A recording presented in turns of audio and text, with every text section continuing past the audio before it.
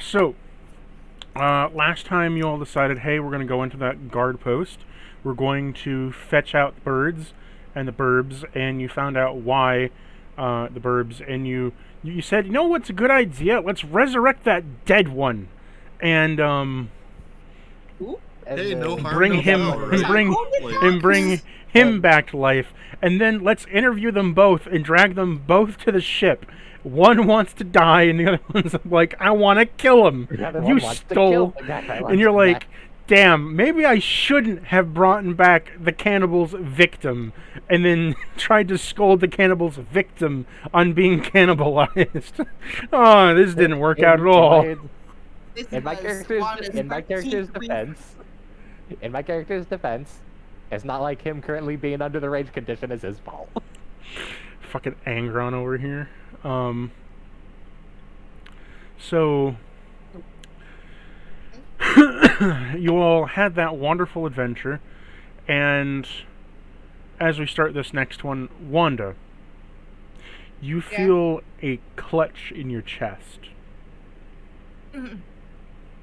As you look over at your ring, the veins on the ring have spiked through your hand, up your arm, and now have clutched now into your shoulder, as the voice says to you, "For I have returned. My power is now at my fullest, and I shall unleash my wrath upon this world. You tiny mortals shall know the name of Grima once again. Come to your fear, come to your darkest designs, and I've only been able to give such amazing gifts of darkness to this world because of you, my dearest champion, Wanda." Oh, bummer, dude. Actually, chop your arm off. As this happens, your spear engulfs in a black flame as it trickles up as he's talking with you. "For this I have bestowed upon you my gift." As a mark of Grima has been placed upon your left hand on the inside of your palm, burned into it with hellfire. And upon doing so, you are now the chosen warrior of Grima.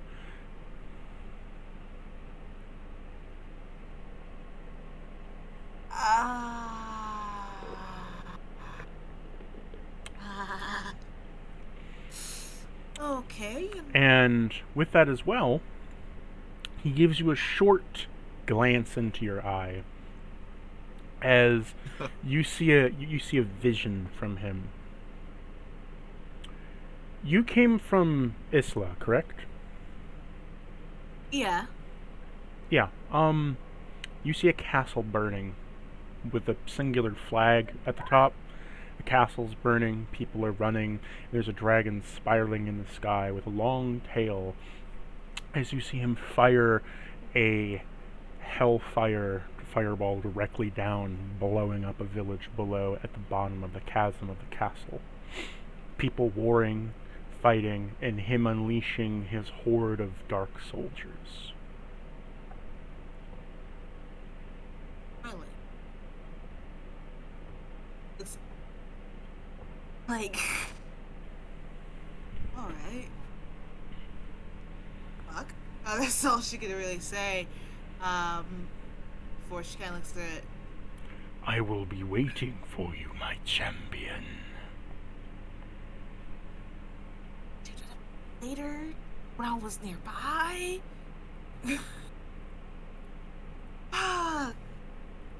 She's like thinking about her family who's like lives nearby in the forest area. It's like shit.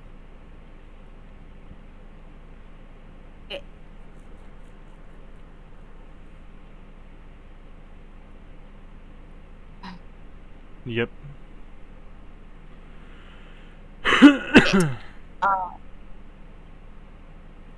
I might have to go there. we so happened like right in the beginning of the goddamn game. We're near the end. Nope. Beginning. No time to run.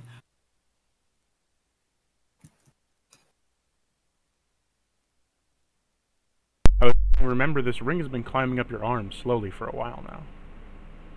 Yes. Oh yeah. I thought it'd be like I thought I was gonna get this thing like near the end of the game where she's sleeping and she gets waking up for that pain and she's like, oh fuck, I gotta go, and just kind of leaves. But nope, gotta do it while everyone's here. Oh, freaking awkward. No, this is happening in the morning. Like, everyone's gotten up, you're all getting out, and this flash hits you right then. And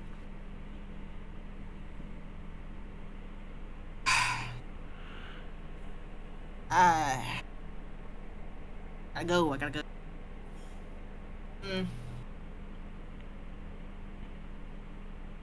Okay, I should tell my team about this. They're wondering, like, should I tell them about this? It did cause. Well, let's say in Cordova, you see Wanda grab their face with a hand that looks like it's been infected by that fucking flesh shit you saw before, but it's the ring that's been bedding itself into their skin and flesh and is now like have black veins popping up all over their hand and their arm all the way up to their shoulder as they wince in pain, and as you've seen visions before, they're seeing a vision now, and you just see them staring cold blankly at the ground with one hand over their face and no response, no shrugging of pain, just heavy breathing.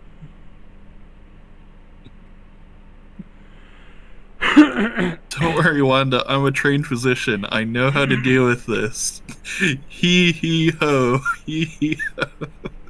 Steady breaths. Don't touch me. Don't touch me. Oh. My helmet's in trouble. All she can say. Well, what's happening? Very too late. Yeah, there's a war. We've all been in danger for quite a while. Did you just wake up again? No. It's dragon. He came out.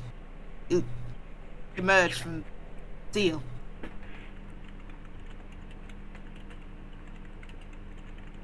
I have to get back. I have to seal him back.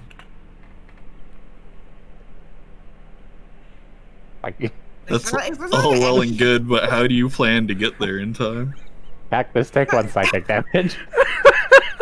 We'll take 10 psychic damage. The final boss just like gradually loses health every time. Couldn't resist, okay? You fucking goober. Just, how do you plan on doing that? No, God knows her hometown may be already too late. There will only be survivors are hiding from the dragons like that. She knows that. Roll me a wisdom save. If, yeah. Oh my gosh. I didn't know you made this fucking joke. Dragging my nuts across this kingdom? What the fuck is wrong with you? I'm sorry. Shame on you. I'm sorry. I couldn't. Shame. I It's your own couldn't. second damage. The dragon hurt himself. The dragon gets half health now. Fuck that. I'll knock his health down by a quarter from 2,000 to 1,500. I mean, my character's been taking half their HP every time I make a joke in the Sunday games, Cactus. It's just fucking the New Day from WWE from like how many years ago? Shame him! So, you were saying, Wanda, roll me your wisdom save. So yeah, took us like 3 days just to go island to island. 13. So your 13 gives you, as you peer into your mind, trying to search for more information there, you see that on a grander scale, he hasn't gotten to the forest, but it's not him that you're worrying about getting to the forest, it's the endless waves of monsters and creatures that he's spawning from the sky, raining down like raindrops into like little fucking, like, it looks like rain, right? But you look closer and it's just soldiers raining down from the sky. She knows her family is strong. She's the youngest. And like, your family could hold out, but this is like kingdom shattering army size. Like, it is, if you want to imagine it, imagine like within medieval times that 5,000 every hour drop from the sky to do assault with a kingdom, like paratrooper drop. Yeah, 5,000 every hour. It's one's optimistic thought process, but she knows that she has to get there as soon as possible.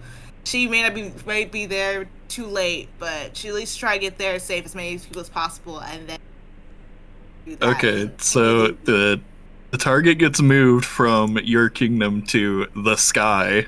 Like, the question remains: how do you plan on getting there in time?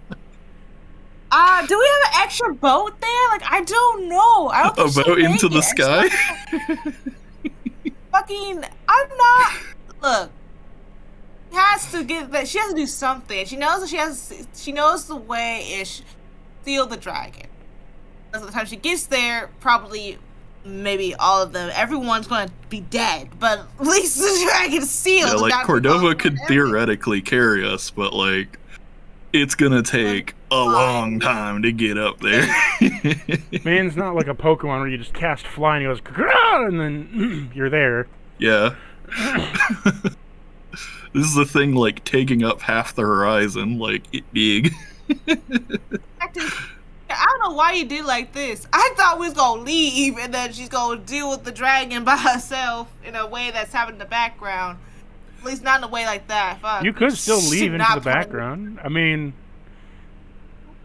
up to you. I was giving you a dragons badass. are spawning every hour all over the world. Spawning an undead army of 1,500 on her fucking home kingdom, I'm homeland. giving you a badass out. What do you mean? Well, like a badass out, motherfucker. Really? I got one idea, which we might as well try, since we had a rest.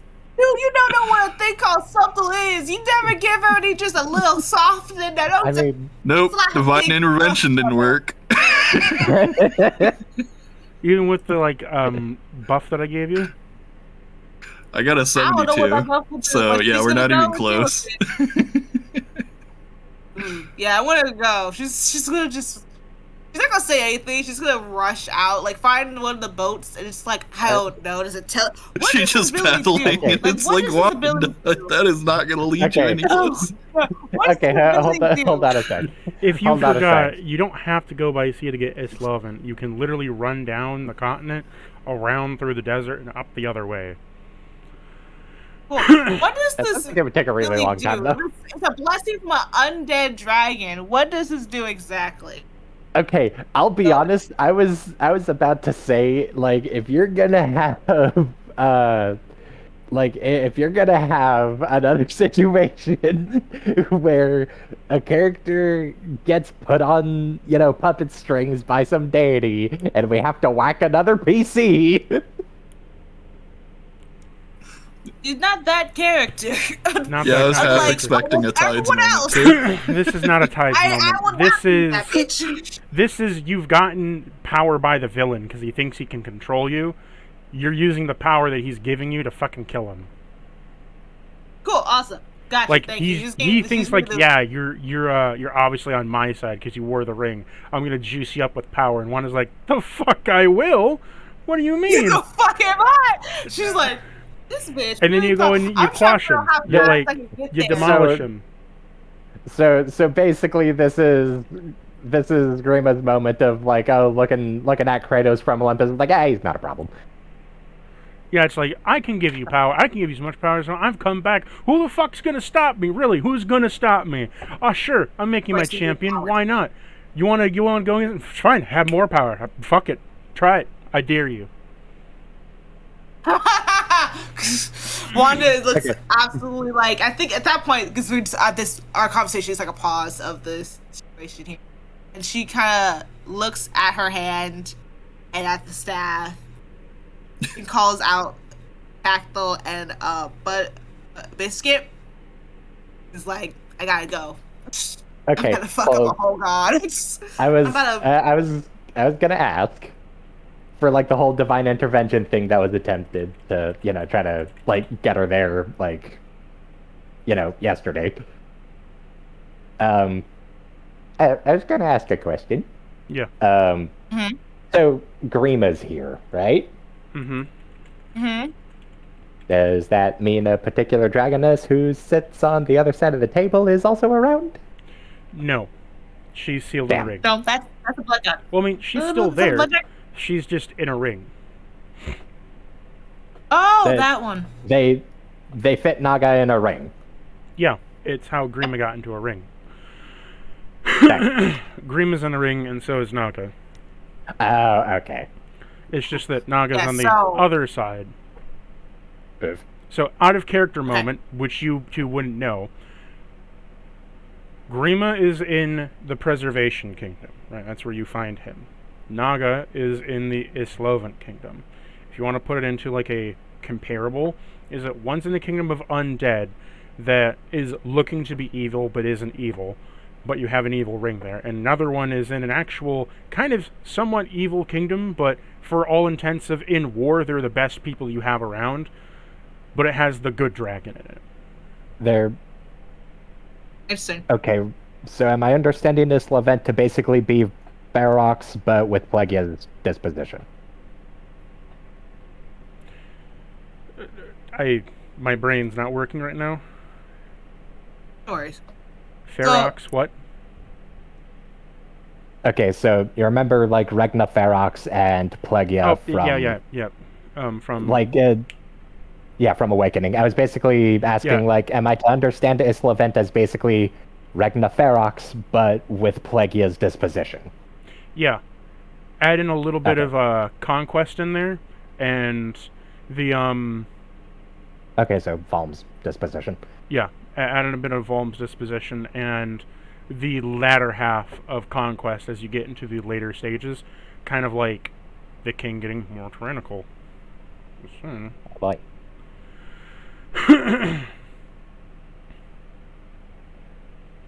Yeah, about okay, so Wanda calls out I had his name, I just said it, I forget his name. Cathal?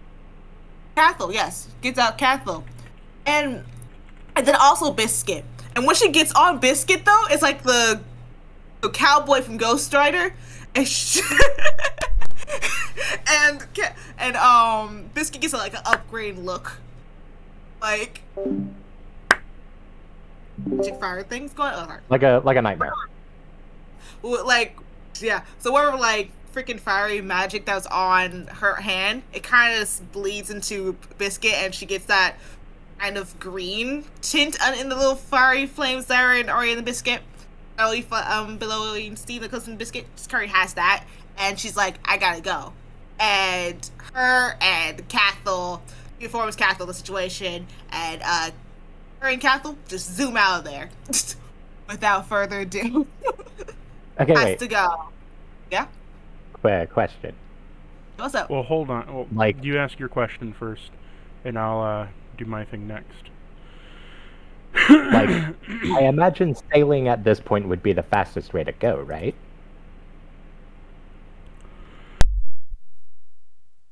Not quite true. Actually, riding Biscuit is the fastest at this point. Okay. Because if sailing was the fastest, I was going to bring up, like, how much do we really need the ship at this point? So Biscuit is the fastest only because Biscuit can essentially gallop at double speed endlessly. Because he's an undead horse. Fair. Undead but not undead kind of horse. Like, he's a horse that he doesn't Like, know exhaustion. it doesn't need to rest. Yeah, he doesn't need a rest. Just keeps Cathal going. has the spirit Doesn't- version of that. Cathal is Doesn't a need food, fucking doesn't ghost need at water. this point.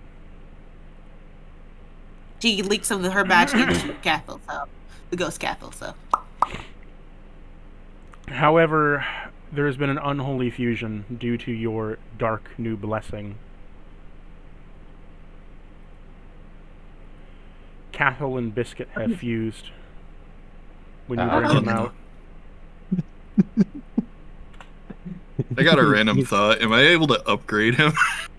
are you trying to tell me that I'm writing a fusion? No, you Oh, are riding Biscuit, as remember Biscuit Oh, cool. didn't go with. So the real Biscuit, right, is still with you. Cathal went into your brain and has an echo of Biscuit. But because of your dark upgrade from Grima, echo of Biscuit and Cathal have fused into a Centaur Headless Horseman fire mix. I love this. I love dogs. There's a dog. This is awesome. So that is what you see of him fusing together. It says, "For my dearest Wanda, for I am here, and I shall ride with you into battle. It is time to depart." Isla! Just poof. I think a whole, like, bridge kind of shows up, and every step they make is, like, green fire. He leaves behind. Green fiery footsteps. Just shout after her, "Hey Wanda, if you die to Grima, I'm gonna kill you." Where are we I killed off first. to, my dearest queen? To Isla. I have to skin a dragon. Excellent. As you gallop But yeah, off, I don't suppose I could upgrade them since they're undead. no, Maybe he's make it already easier kind of for at them. max what he is right now. Gotcha. If they max, then this is min-max. What about Biscuit on their own? Same. Biscuit? Gotcha. She got the whole Biscuit thing, too. is a undead warhorse. He cannot get much better than that. Undead Pegasi. No. I'm just seeing that I Ghost think Rider there's- seed. That's what it there's is. Nightmares, right? I love Ghost Rider. Wow, And Jen. so, Nightmares. as you gallop off with Biscuit in tow, and the fusion now of the dark fusion of Cathal riding with you, galloping right next to you, is a green trail of fire just blazing behind him. You Into the distance. ride off in past the hills as you are going much faster than any horse could normally go. Yeah, at least 420 if I had to estimate. Take 2 psychic damage.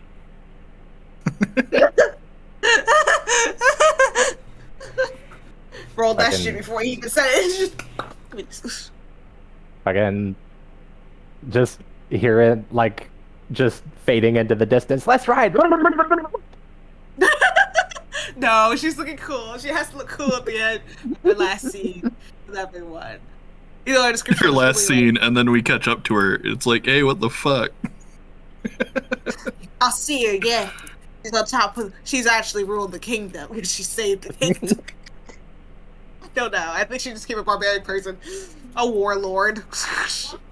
After that, You get another flash as you feel as if the dragon was struck, as you feel a hot searing pain from your hand. As you get a vision, you can choose to view into what struck the dragon, as you do share a little bit of a symbiotic pain with the thing. I feel like I know what it is. What do you think it is?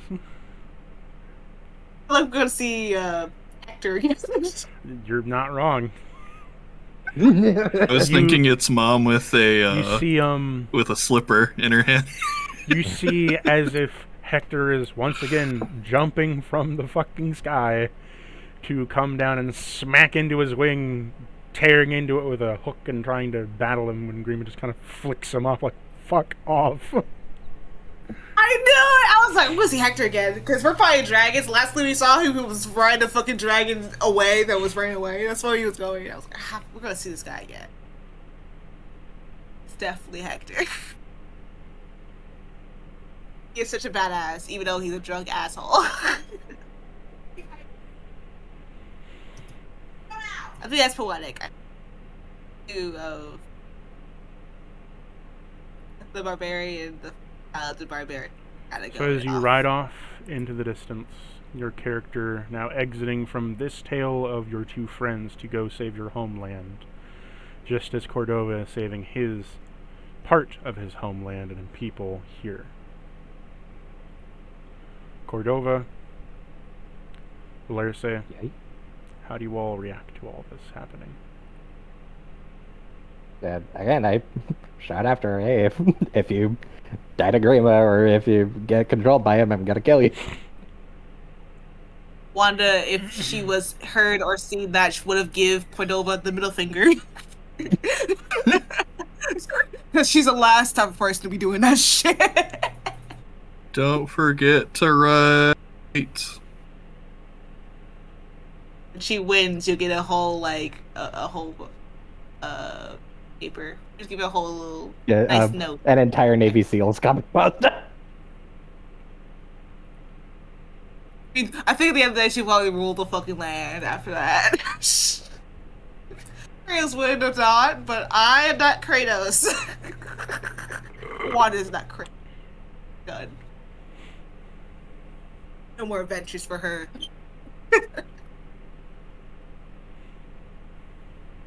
Yeah, that's her. Yeah. The warlord.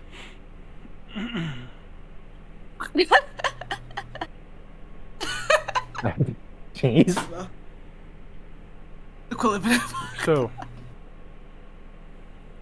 oh no. So, what are you guys going to do about the bird that is on your ship right now?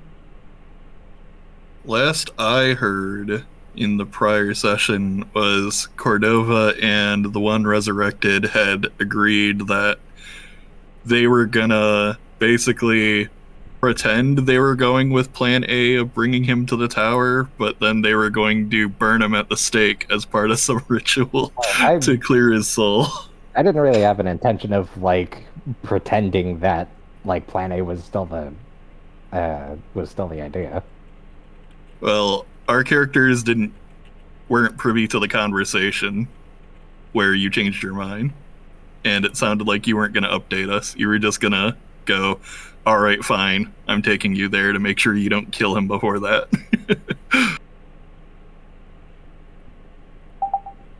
Well, for what it's worth, Yep. I think Cordova would make it a point to update. Yeah, there.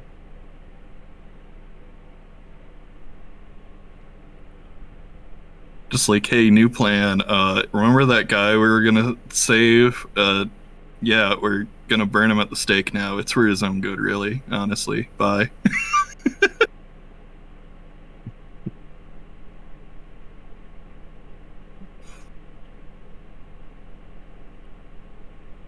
But like Cordova isn't exactly one to like up and lie like that. Or lie by omission, you get what I mean.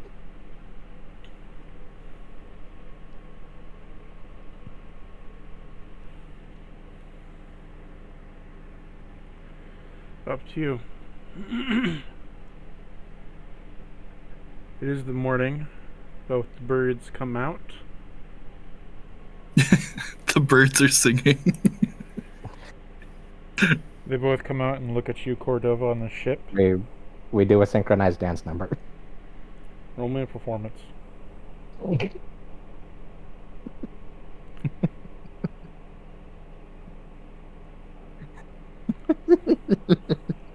Not 20.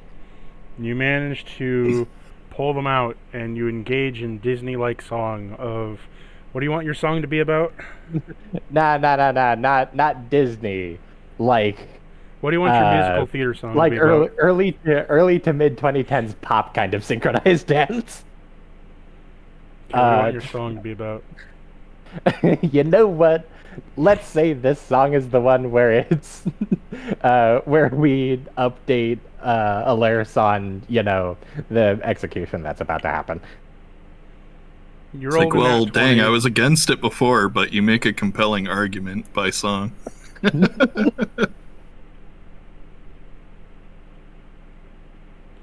I mean, real answer is she is very averse to this idea, but clearly you're going to look conflicted about it too, and it's like, oh, okay, so you did explore other options first. Yeah, kinda. Um, just trust me that it's probably the least bad option out of a shit show. Look, at this way, like at this point, his soul is either going to a lich or they do the thing. So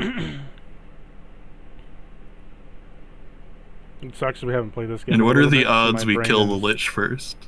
If I remember correctly, the story was not that not they very fought a- good because we don't know where they are yet. If I remember correctly, Yeah, but I the do have story- divination spells Hold on up the one minute. wazoo. So, Sorry. if I remember correctly, the story was there was a lich they fought a war against. It's been about 25-ish years, right? Since that If I war? remember correctly, they lost somewhere on the order of Yeah, I remember they fought a like lich. one They and lost almost all their entire people. They're now held up in a fortress. They which have an started ability. off at like 1.5 to 2 million, by the way. And it's Yeah. got his blade in the center that they're guarding in case. Yeah. Which could honestly be his phylactery if we're loosening our definition. Because I don't remember everything. I want to remember everything, but I don't remember everything, right? Because I mean, it's been a bit. fucking month. I don't blame but- you. Yeah. So they To my They- understanding, let me speak first, and then you can fill me in. So, what I remember as a DM saying is that, God, I just wish I'd write all this fucking shit down at some point. You got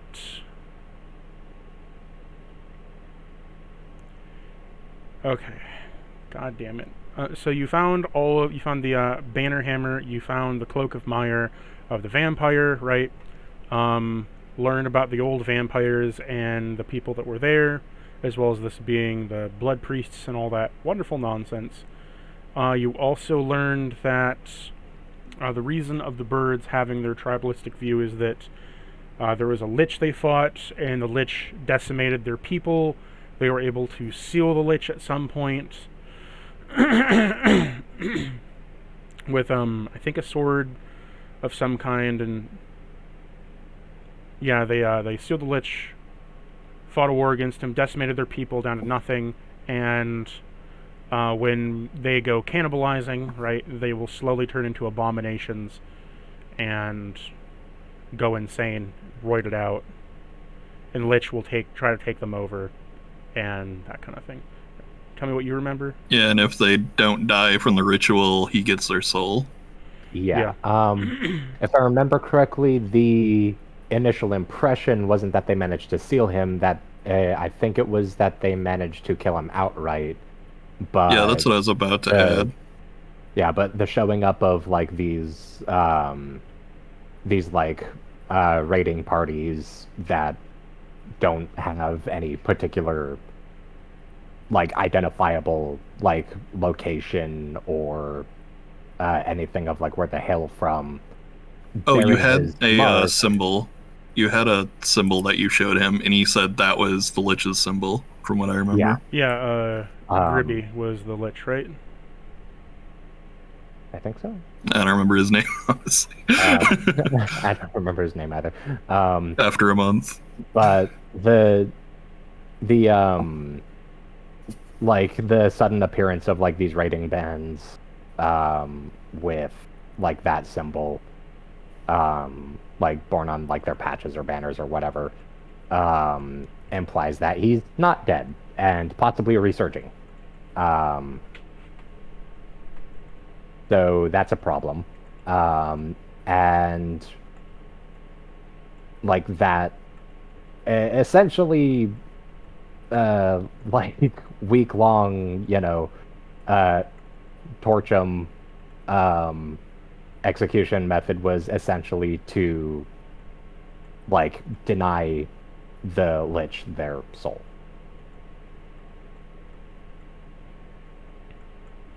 Yeah, because they would Yeah. continuously burn them to try to sacrifice the soul, and then burn away the soul and everything, and then Lich wouldn't get the soul, so yeah. Yeah, basically their brain was too focused on ow, hot, fire, burn to actually feel the hunger that would corrupt their soul. And like at this point, the only like options we really have are like, you know, either do the execution method and deny the lich the soul, and like, you know, have him burn away.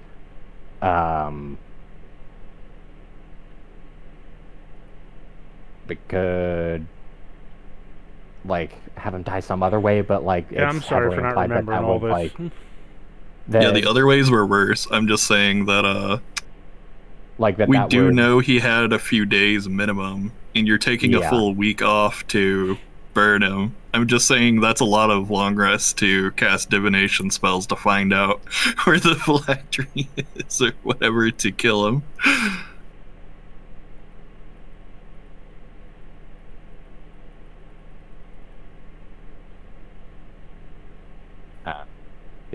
if you want to do that, then maybe possibly do that. However long that divination takes to cast.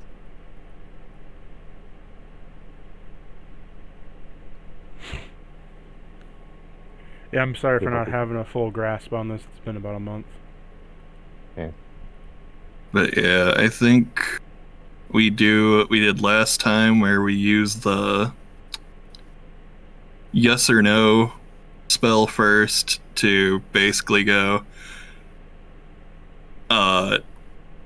like if we kill the or if we destroy the sword, will the lich go away permanently? And if that's a no, we go, does he have a phylactery in this country? Oh, wait, was it that or was it augury?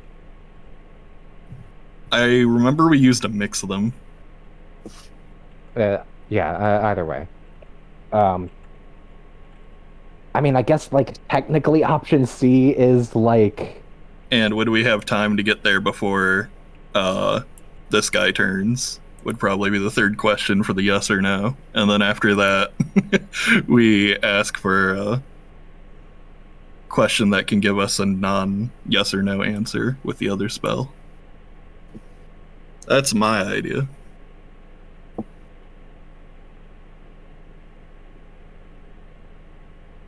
feel like I'm pretty sure we have time for that. Oh, I also remember I messaged you, Cactus, that I was going to cast Legend Lore on the Lich himself. So that we could get some info beyond just what the one guy knew. So, I'm gonna be honest. If we could take maybe like a break here a minute so I could refresh my brain, that'd be nice. Yeah. Yeah, So, unpause. Now that I've refreshed myself, I actually know what the fuck is going on here. So, Right. as of to last time, as a small recap, you all came out of here, learned about the region, that they're fighting a blood war with a lich. Lich has almost completely wiped them out. They're kind of fighting a defensive war. Turns out the sword they sealed him with, or thought they sealed him with, hasn't sealed him, as the symbol of him is going around of Vrusk, and they're finding it on undead abominations and his people. His people have pushed them back, whether it be undead generals or otherwise, and has made it kind of a living hell for them to just live life. In doing so, you are going to see about doing something, whether it be you were talking with the one guy, saying, well, maybe I can go to the village and talk on his behalf, or something.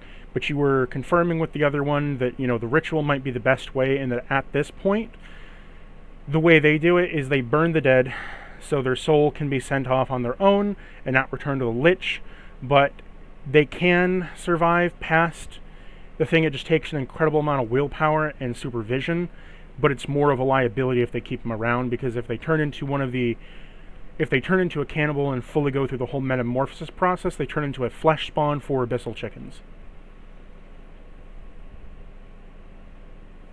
Yeah, which is what we were running into. And then you also learn about the egg artifact that can produce 15 of the children a year by being fed metal, or they reproduce 50 at a time per normal means. And there's 50 in the front and 50 in the back in terms of the map that you have. Get that map open.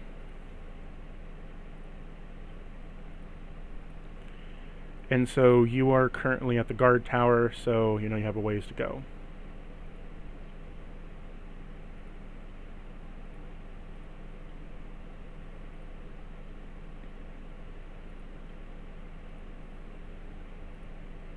Yeah. But you do technically have a month if you want to do the burning route.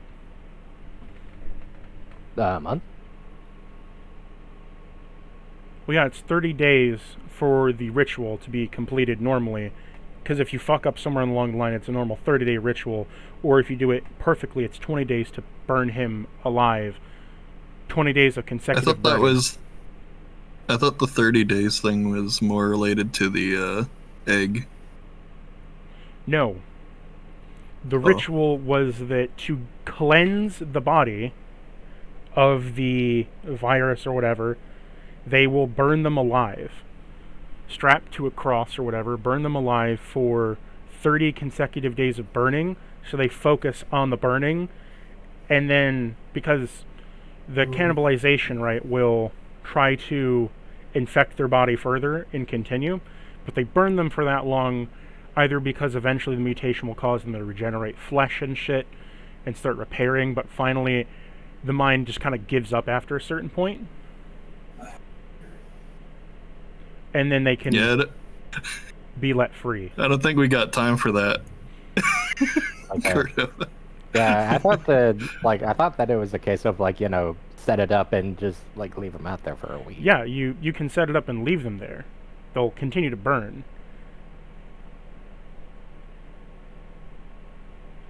The guy was saying, though, that he wants to burn him or kill him. Mm-hmm.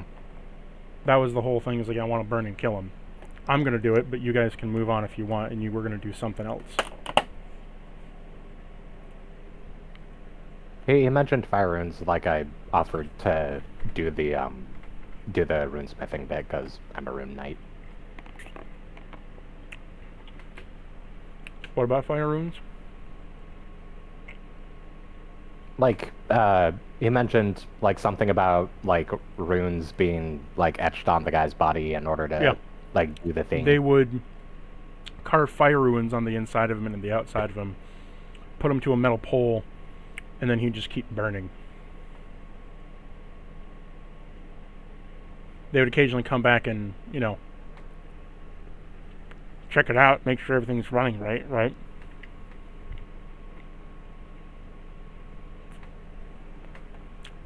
Okay, Wanda, have a wonderful night. Have a good night, everyone.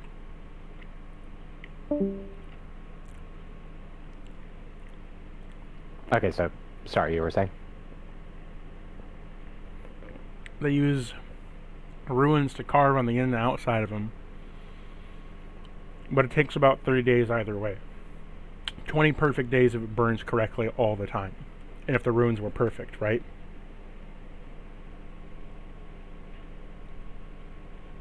Yeah.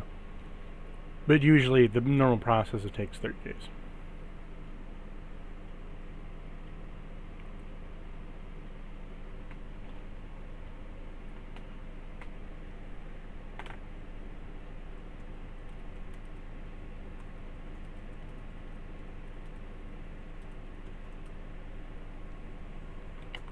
I don't think the man is going to have enough food and water for 30 days to possibly live.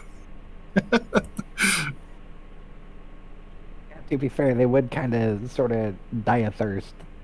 Actually, thinking about it, less than 3 days because it's fire. That's just it's literally using up your...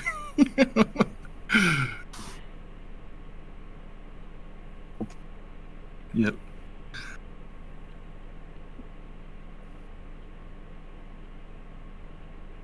Yeah, either way, I don't think we have time for that one. I think we gotta just dedicate the time to solving the actual issue.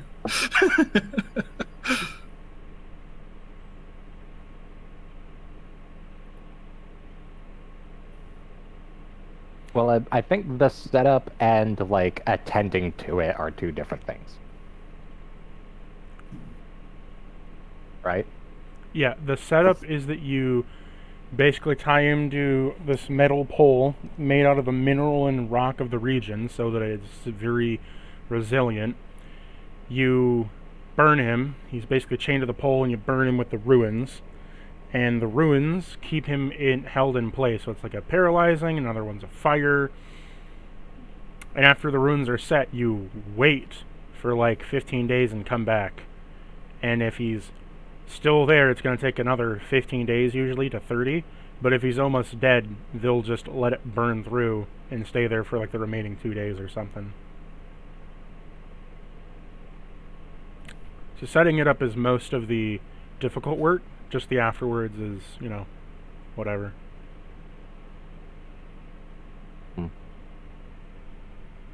But like, there's only roughly 100 of them, and that would be one of them just like attending to that.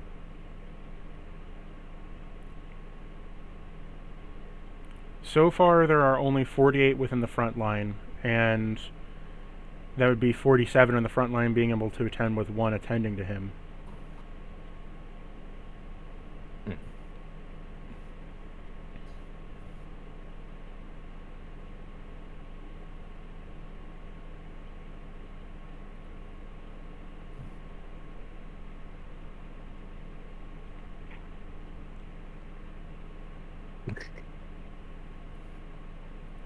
I guess I'm not really seeing the drawback on this. Like, I'm just asking what y'all are going to do.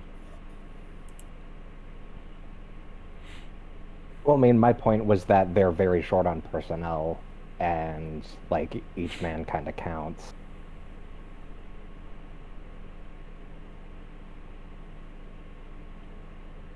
Like that was my point. Oh.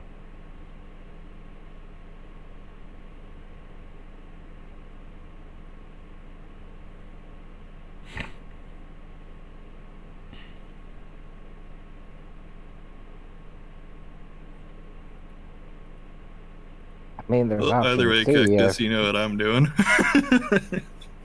like there's After all option, this. like there's option C if,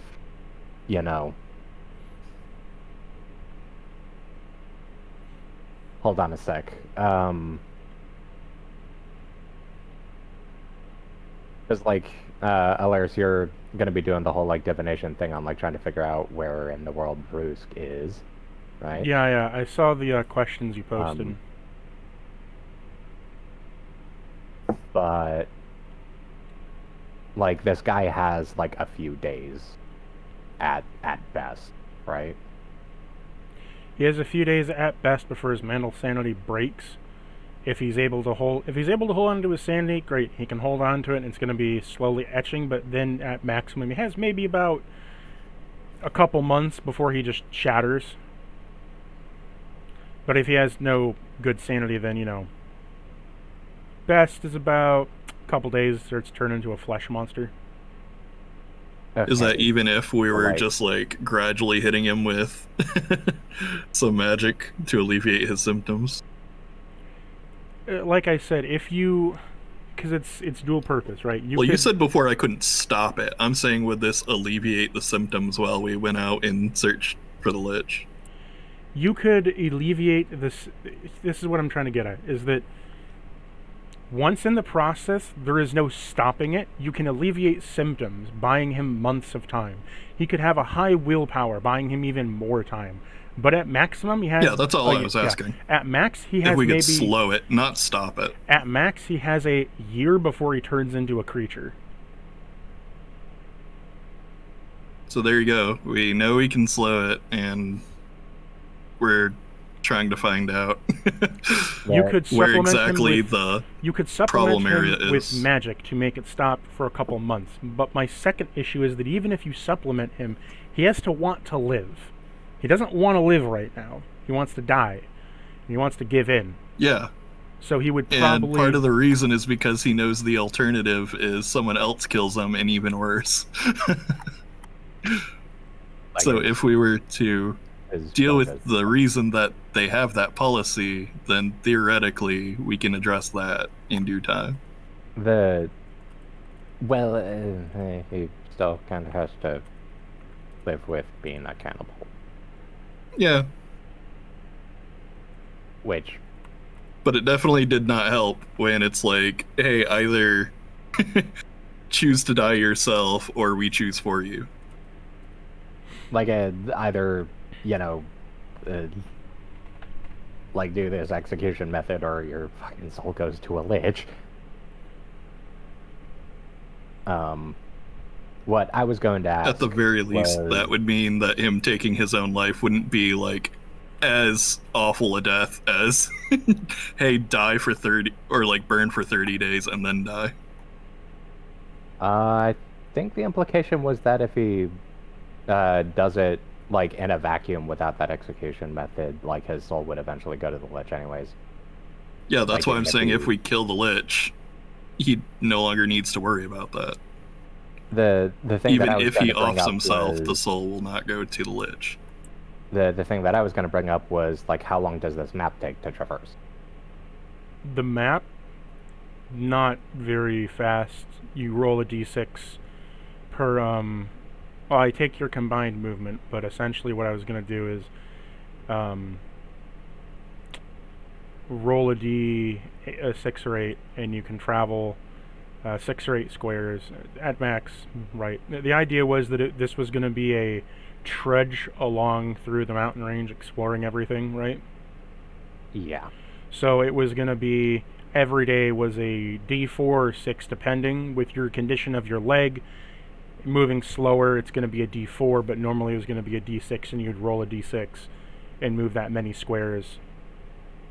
But for the satiating of, it was either going to be about 4 or 6 squares essentially per day, and you moving depending, kind of getting that feeling of older D&D structure of map world travel. Although now we're cheating as to finding our main objective, and I assume we'd probably just have Cordova fly me, since we don't need to worry about Wanda now. You kind to of already got wherever the reason to it is. why most of them don't fly through the mountain ranges before. Remind me? So the reason why they don't fly a lot through the mountain ranges, right, is you got the reason being that the mountain range is made up of rock that highly conducts electricity in between the mountains. And the steel feathers specifically take advantage of this because they have conductors on their wings, right? They have metal in their wings. So literally like thunderhawks, in a quite literal sense, can go throughout the area and shoot lightning between them. But if normal people go between the mountains, they have a tendency to get struck with lightning or burnt to death, because they will walk into the mountain range, and if one spark goes off, it'll zip between all the mountain range and like bounce off all the rock until it hits something. Okay. Although, funny enough, you would, yeah, Cordova my absorbs character- electricity. yeah, my character has like any range to lightning just directed at him, and he just eats it. So if Yeah. I'm being carried by, say, something that doesn't conduct electricity, it wouldn't travel The to other, the other out of world reason was that the idea here was that you were to explore the region and want to get a full custom of the world around you. Not saying you couldn't fly to go Yeah. faster, but it was that you don't know the mountain range, so you wouldn't go deep into the mountain range without knowing where the fuck you're going to be, and without having any way to really navigate it. The map you have gives you a general idea of where you are, which is this map, Like, but okay, it only I reckon. it only outlines the path. You could go into the mountain Yeah. range, but you also could get lost in the mountain range. Yeah, so I reckon, like, fly to go faster, but fly low. Like, fly, like, lower than the mountains. Right? If you wanted to fly upon the main path and not go into the mountain range, I'd say you could maybe go from They- 6 to 8. Yeah, essentially fly just high enough to get a decent vantage point and avoid, any particularly rough terrain. I would say you could go 8 squares instead of 6 squares per day.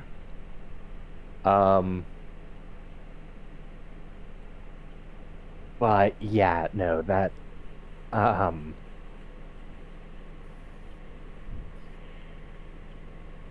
like the map is still very, very big.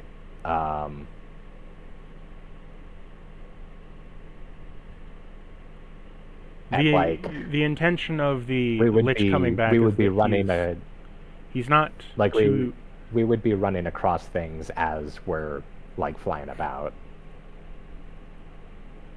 So like it's not like we're getting like just straight 8 tiles a day like uninterrupted, because there would be encounters and such. Yeah. Depending. A majority of the encounters are ground-based encounters, mostly, and the reason you didn't do combat flying aerial was that you had 2 or 3 party members that were ground-based, but now that it's down just the 2 of you, you could.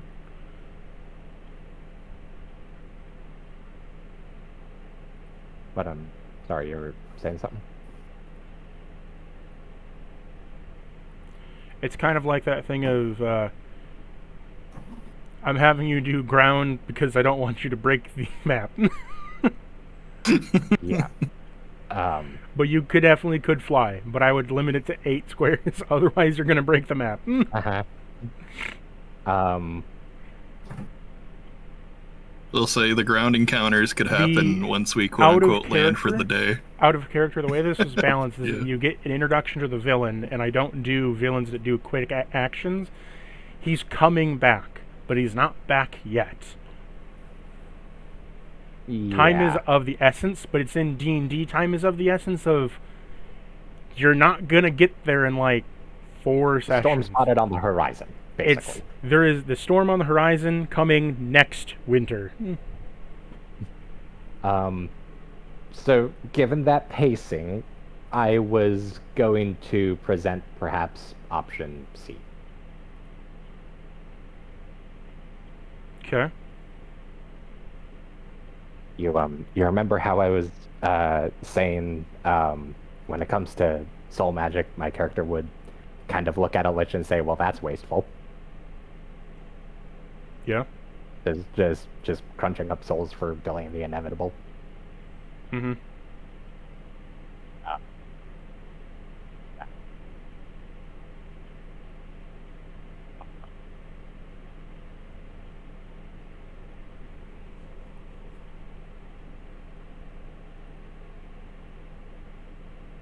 You there? Yeah. You said crunching up Yeah, souls from the as I inevitable, was- and then you cut out. Didn't say anything. Basically, like, my character would, like, look at a lich's phylactery and be like, "Well, that's wasteful. Just crunching up souls to delay the inevitable." I bet I could make better use of it. In a way that doesn't just, pass the guy This is into kind of oblivion. fucked up, but if you stab the guy, is that problem solved? Because his Yeah, soul will kinda. go to you. Okay, because he would, cause in a way, he would be still contributing to their survival, and he wouldn't just have his soul slurped up by the lich. At least not as long as you're That- alive. Yeah, that was basically option C. Like the lich doesn't get it, and also, what's his name doesn't have to worry about like flying over and checking in on, the ongoing burning for however many days. Like that's I mean, another. well, shit, if kind Cactus of- approves that, that solves whatever dilemma he had. Well, yeah, with basically, rushing if you it. did that, you just take the soul and be done with it. Alright, I guess we do Like, that. what's his name be mad at Solve the me map though? as intended. Like, would what's his name be mad with me though? Like, dude, do we I want to think he's gonna be roleplay mad this at you out? regardless. Well, put it like this, right? So you have this you have this guy who just wants them to die, right? He wants to do it by the ritual of fire that he's done, but if you say you're up to kill him and you have your way of doing it, ultimately he wants to either burn him or kill him. If you want to kill him, you're already in line with him. You could set up the ruins to burn him and then be like, okay, we will watch over him, and if you can convince him otherwise, you could just stab him and be done with it. Like, yeah, that would essentially be the case of like a white try to lie. convince him of like stabbing him and being done with him.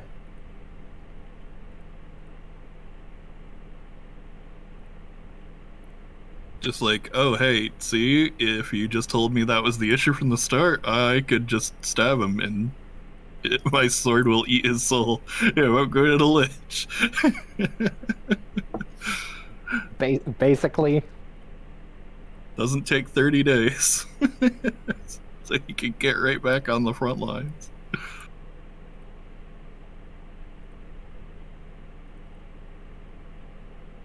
Like that's essentially the case that I'm making. Do we like want to roleplay this out, or do a roll, or This is just totally call up it to good? you. I do not care either way. I'm gonna. I'm honestly okay with a quick retcon that was what happened, but Sure. Like I'll just run the poor bastard through.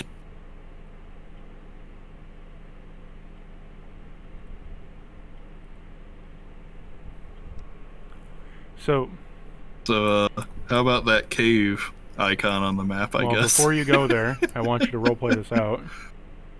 Okay. So, roleplay it out from where?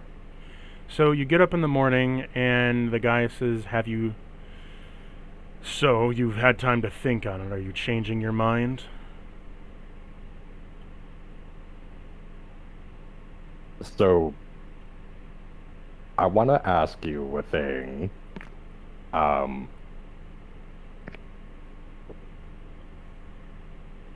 Like, you want to see him die and not have his soul go to the lich, right? That would be preferable. What if I told you I could arrange that in much shorter order than your traditional execution method? I would prefer to be it done by tradition, but you are the executioners here, as I am too weak to do this.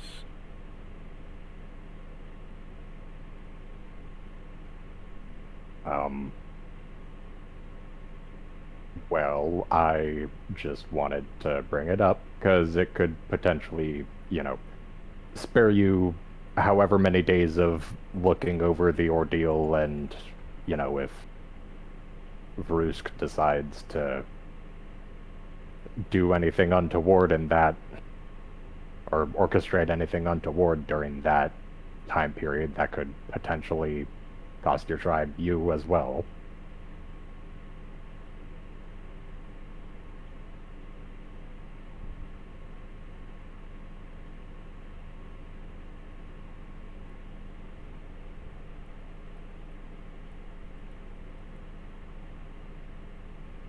I could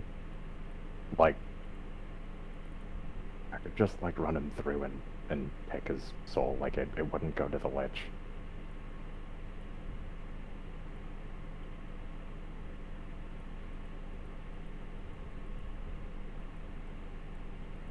Very well.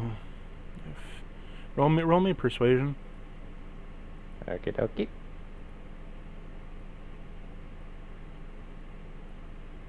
Predict outcome. Oh wait, I don't have this in this game. Do you wanna maybe give me some guidance on this, or shall I roll by myself? I don't know. Do I want to give you some guidance? Are you asking for my help? Maybe. Possibly, perhaps. And this is persuasion. Yeah, I don't have proficiency, but I can give you guidance and enhance ability. Okie dokie. Thank you very much. Persuasion, advantage, and then double nat 20 apparently. Never mind on the guidance. Life said sure. So you succeed, as he says, then I will be off to my tribe. I shall see to it as that you are a brother in arms, that I shall let them know of the good tiding. For what name shall you be called by?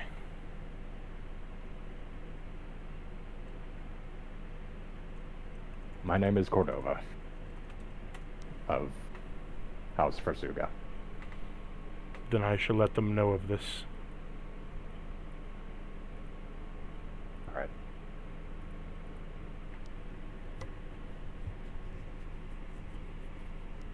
Is he like going to be like off to like fly by himself?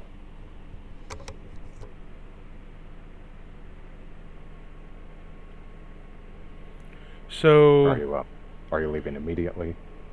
yeah, he's deciding that, it's better spent in your hands. He's going to try to return to his village to tell people of your coming, as well as to know that someone else is on their side of their cause. So, the people who are lying in wait don't, ambush you and you have issues.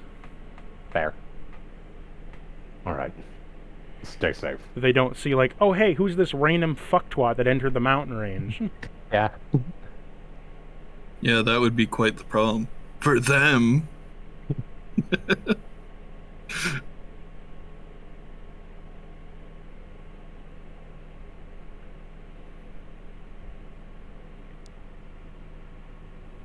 Murder hobo intensifies. I mean, okay. For what it's worth,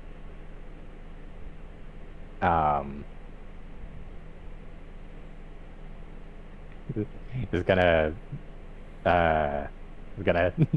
take the sad boy. He looks up at you. Are you here to kill me? Yeah, I am. He kneels and lays his head down.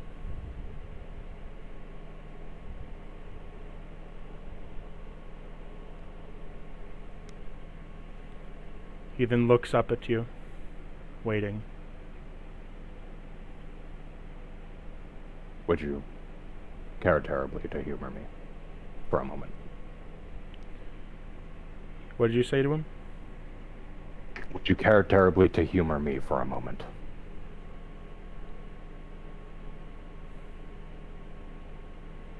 Sure.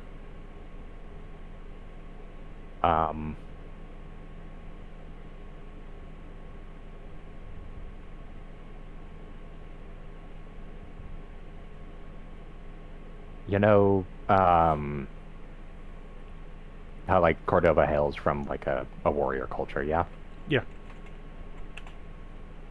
If he's willing, Cordova wants to insist that he die on his feet with a sword in his hands. Or some form of weapon.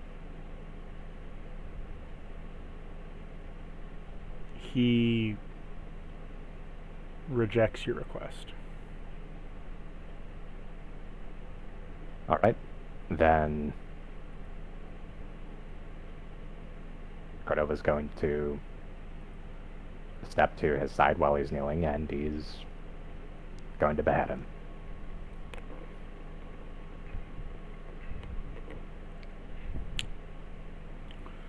As you slice the head off clean, it cackles to the ground, rolling, as the flesh begins to wildly spring to life with tendrils coming out of the veins of the neck, as well as trying to reattach it. However, they then begin to crumble and fade as the flesh begins to wilt and slop to the ground, rotting and decaying extremely fast as the soul slips itself into the hilt of your sword and is trapped there.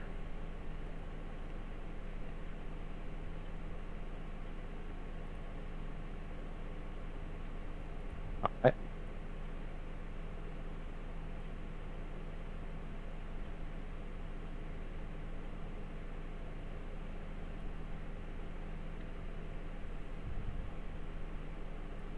If you'll give me a moment, I think I want to try and clean my headset's microphone real quick. Yeah.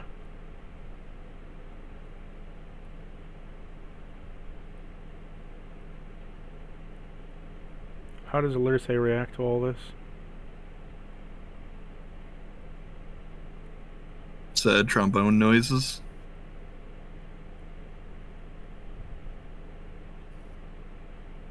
But realistically, basically the response from before, where initially she's like, "Why didn't you talk to me about this? Have you considered other options, etc.?" And then she sees the look on his face. It's like, "Yeah, unfortunately, I have."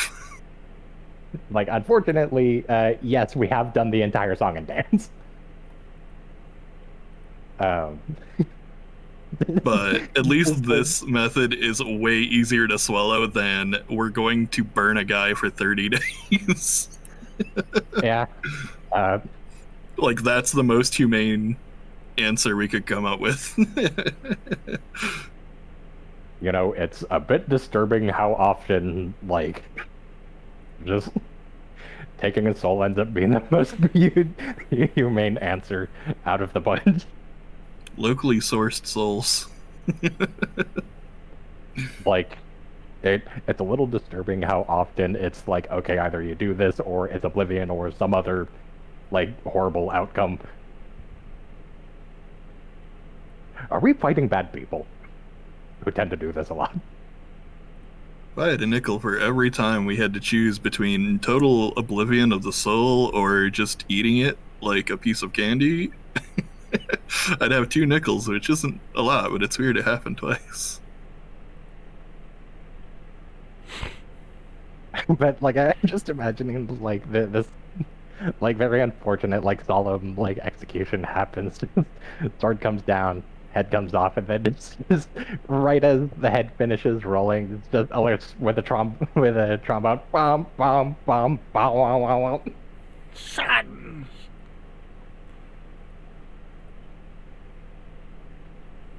Honestly, doesn't even need to be her. She's got 2 bard skeletons.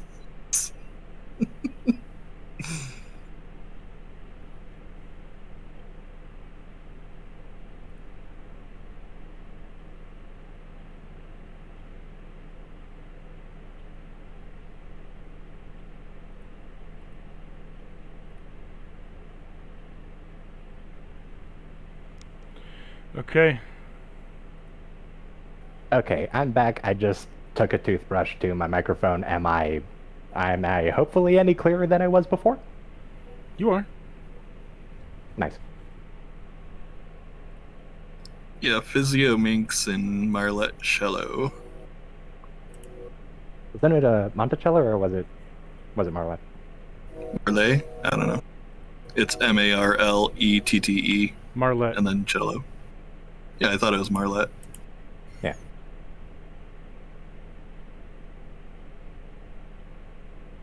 You have them back on the ship.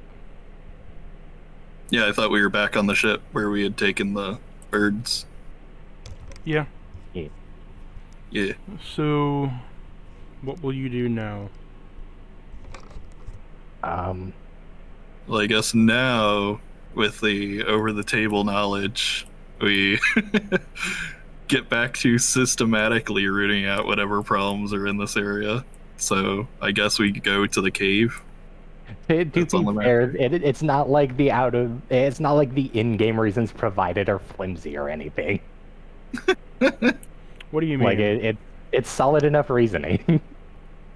Oh, I Like thought you not were. wanting to get lost in the mountains. I thought you were making a No, joke. I wasn't being backhanded. I thought you were being backhanded. It's like, oh, it's not like it's a flimsy reason. No.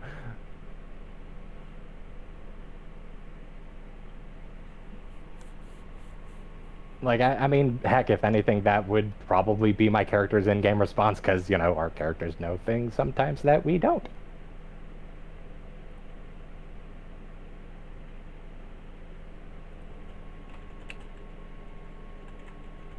So, I suppose is just to pick up the alert, and start flying. And misdirected. Okay, so pick up the token, and you can move it 8 squares.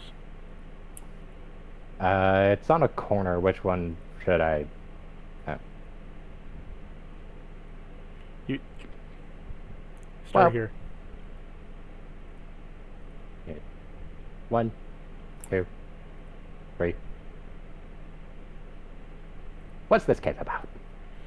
So as you come over the path that you're getting to, as you get past the guard station, right, you notice the path begins to grow inward a little bit, so that some of the mountainous rock and terrain is getting a bit further towards the path. It's bumpy. There's a few trees and stumps. As this map is quite old, you come across, though, a cave that is lit up upon the marker.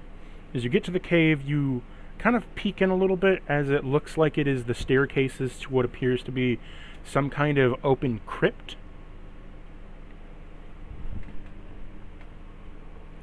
As the cave itself has like an outer structure, like the outer structure of it is like there's some walls, there's a door that used to be here.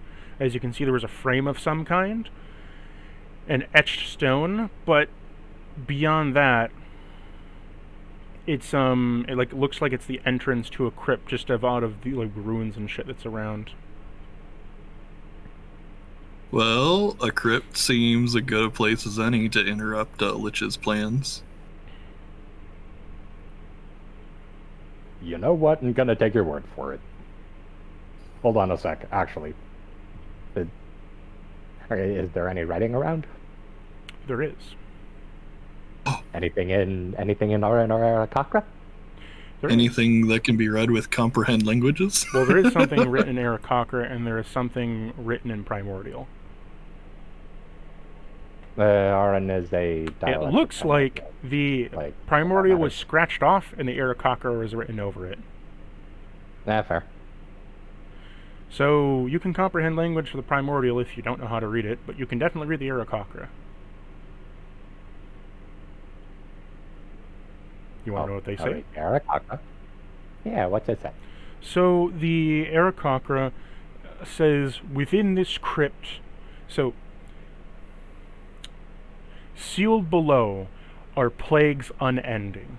Sealed above are our demise everlasting. Within the middle lies our dreaded sins.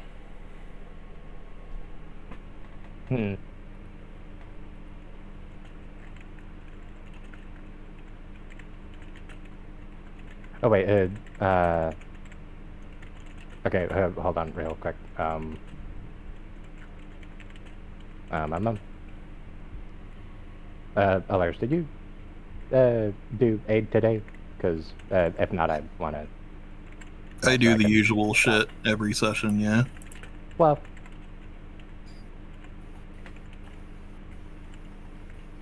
Or I should say every rest. Just like, oh, we're going adventuring? Give everyone their 8 hours of HP and shit. yeah. And you're the only target for the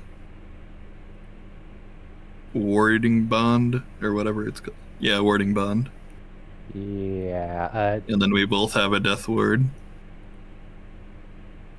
Yeah. Mom.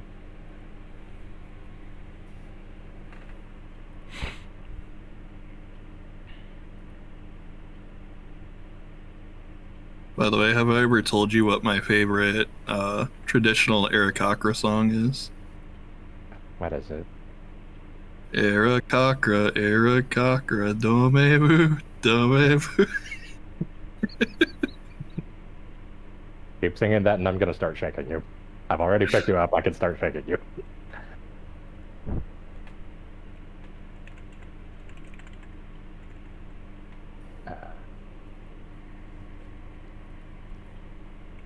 Okay.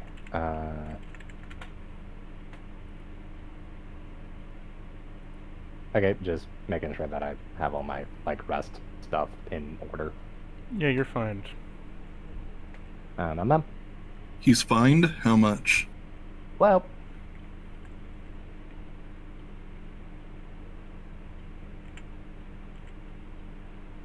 Okay. So, thank you.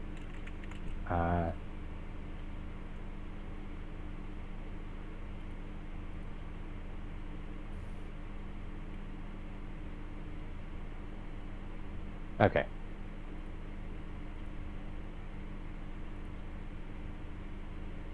You okay?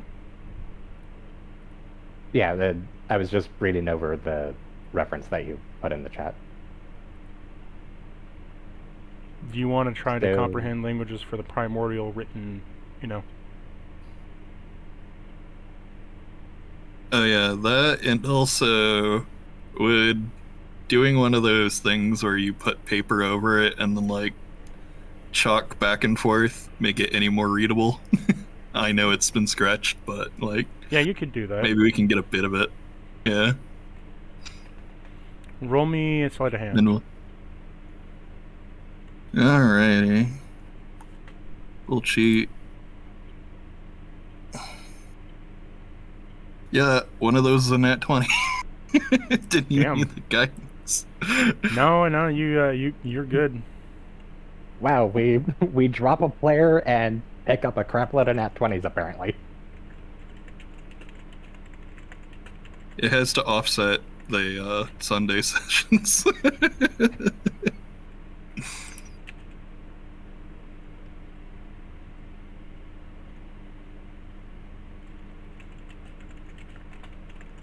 Sealed bellow, plogs, undending. Oh wait, didn't I have a bunch of conditions that needed to stay applied for this session as like the second of two? Footloose.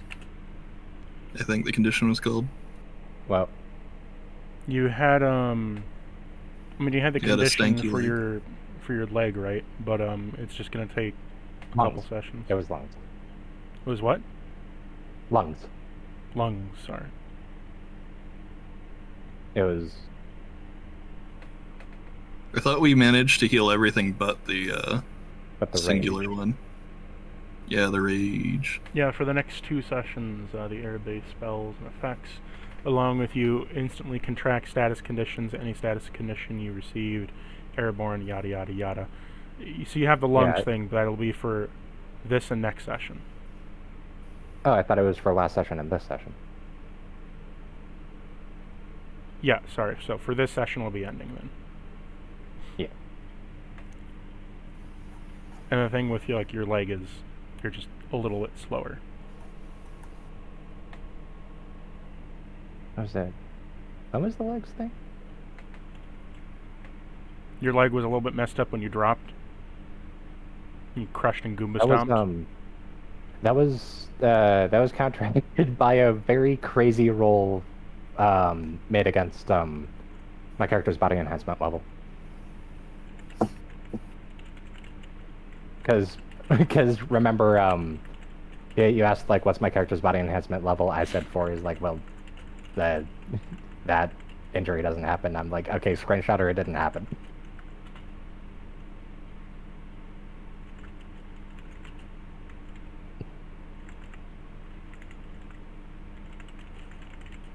What did you say? My brain cut out. I'm trying to jot this riddle down for you as well. I'll wait until you're done with that.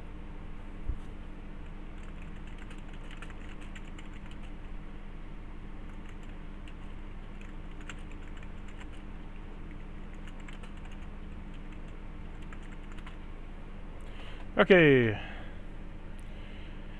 The clutch of death breathes in your sins. The jaws of death eat your vain attempts. I welcome you to my tomb. Breathe in its despair. If one accepts their place in the world, they may leave unscathed.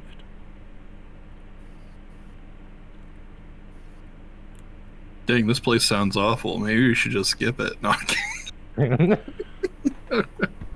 Fuck me, man. Hey, this looks like a really cool and well thought out dungeon. What if we just didn't?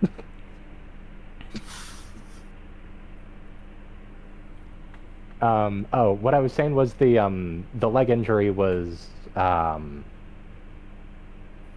leg injury was counteracted with a D20 roll against my character's body enhancement level. Because remember, Gotcha. You rolled a 4, and I said like screen shatter. It didn't happen.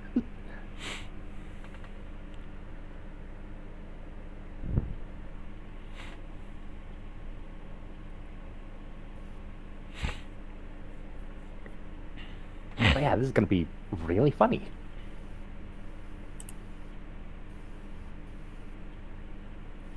Just walking in and automatically checking all the conditions.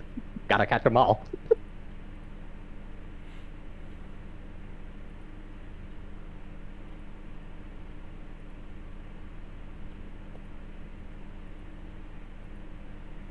Do you choose to enter the cave, or what?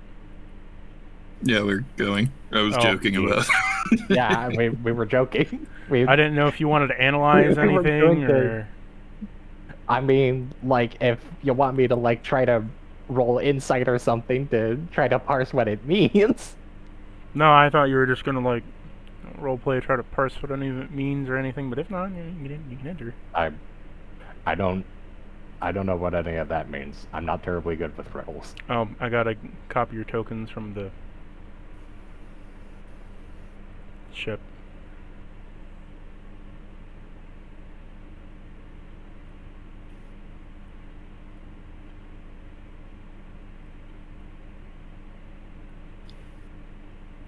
I mean, it says sealed below, plagues unending, and the other one is like, I welcome you to my tomb, breathe in its despair. So clearly there's a through line there. Clearly there's bad things in it, and if there's bad stuff in an area, then we as vaguely heroic coded characters need to confront it. Yeah, I'm just saying your lungs thing might come up a lot because breathe was mentioned, or plague and breathe were mentioned together. Just insert FNAF to like mask noises. You have entered the cave. Here you are. I don't know, what do you think the odds are that that mask had like asbestos in it or something? Wait a minute. All these walls are lined with mercury.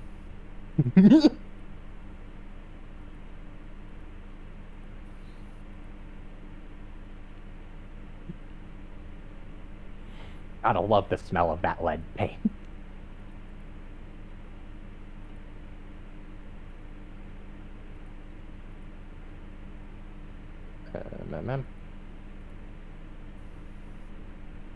Well. Wait, how did I edit the how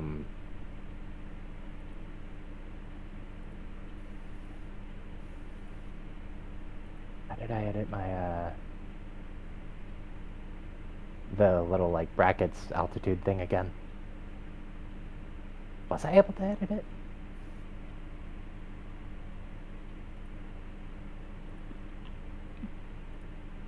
Just text. Well. Okay.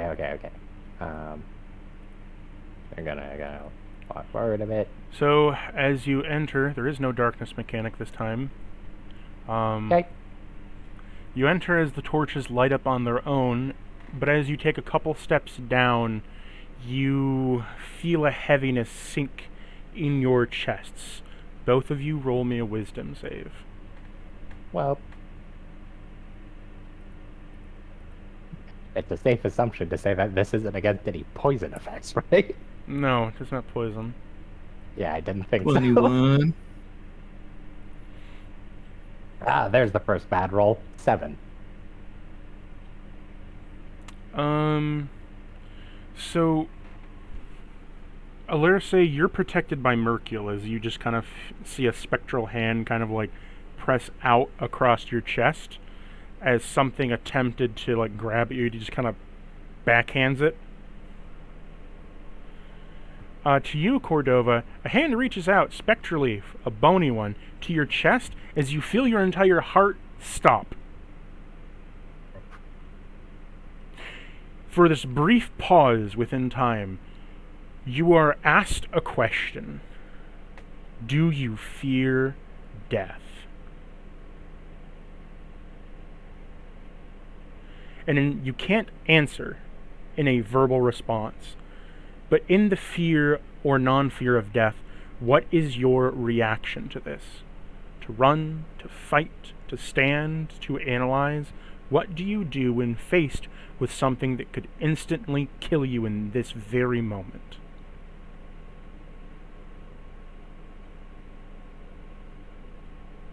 My character has been very thoroughly trained to fight. And I think at this stage his knee-jerk reaction would be to fight. You can't see the foe, you can't see where it's coming from. How do you wish to fight it?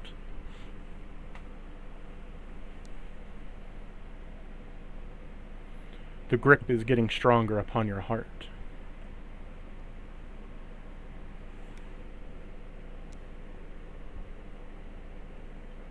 Do you fight alone? Do you fight with your friend? Do you fight to protect? Like, what is your reaction from here?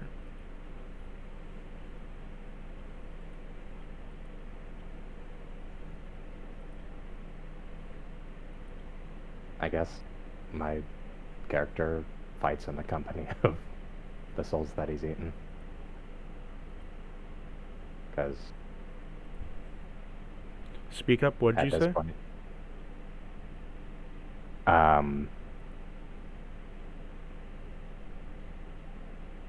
was gonna say, like, at this point, my character fights alongside the souls that he's consumed, because at this point, like,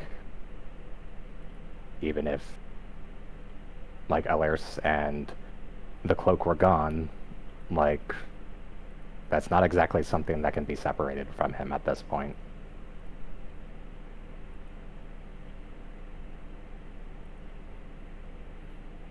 As you do this, if you were to die right here, could you accept that?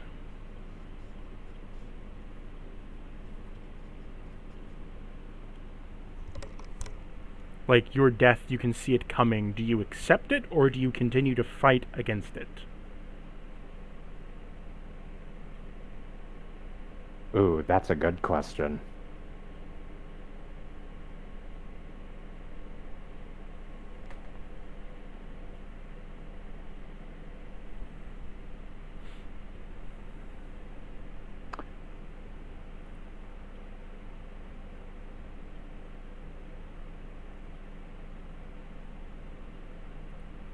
He would continue to fight it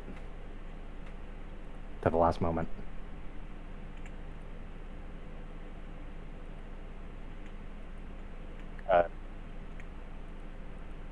Well, I don't reckon you need it because, do you? No, I don't need one, but you can share one if you want to. Because Cordova knows that there are still people to save, and he doesn't know yet where all of those souls that he's consumed are going to go, whether or not they're going to just go into purgatory and eventually face oblivion anyways because of Vessel Chickens.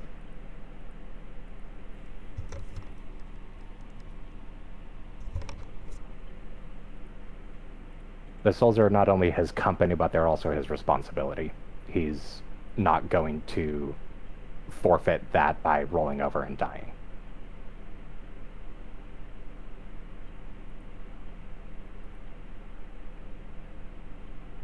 Okay.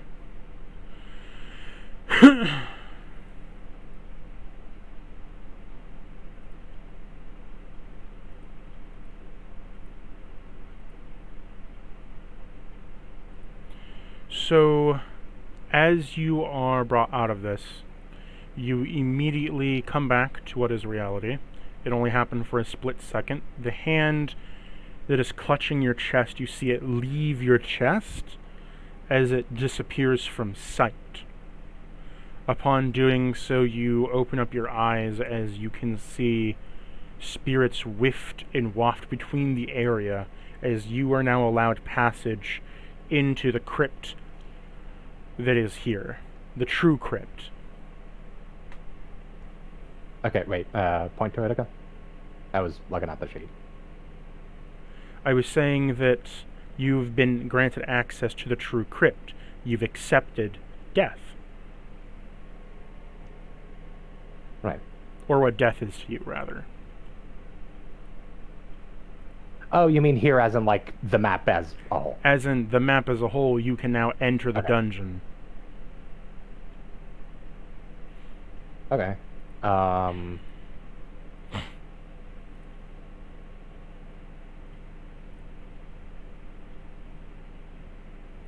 I guess Cordova looks shook for a moment before, like, straightening up and, like, squaring his shoulders. Okay, gonna,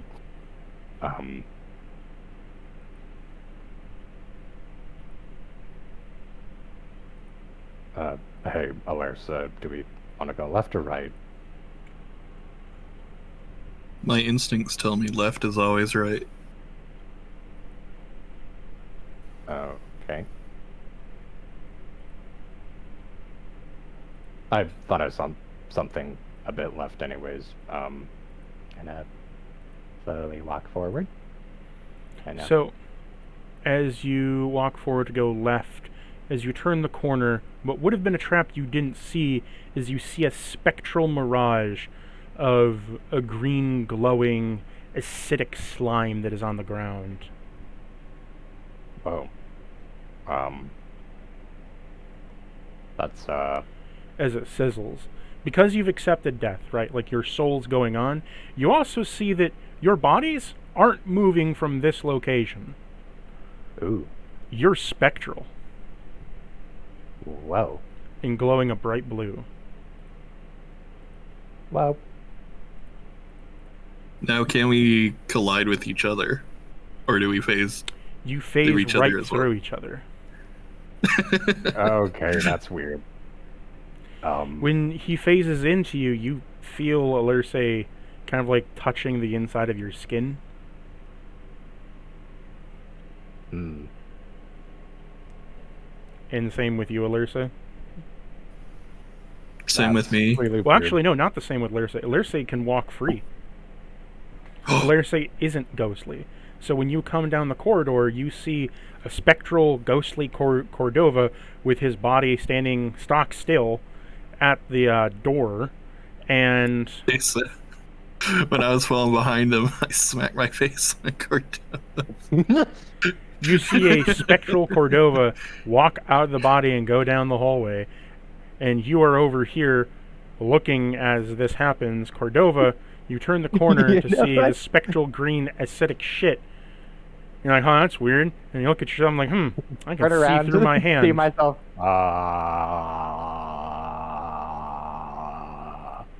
Fuck.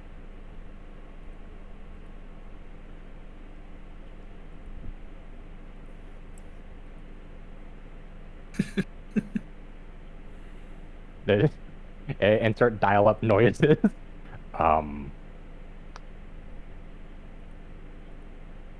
Hey, Alerse, are you seeing what I'm seeing? Am I seeing what I'm seeing? Am I seeing him in his spectral form? You can see it, yes. I think you said I was. Yeah, you see it. Okay.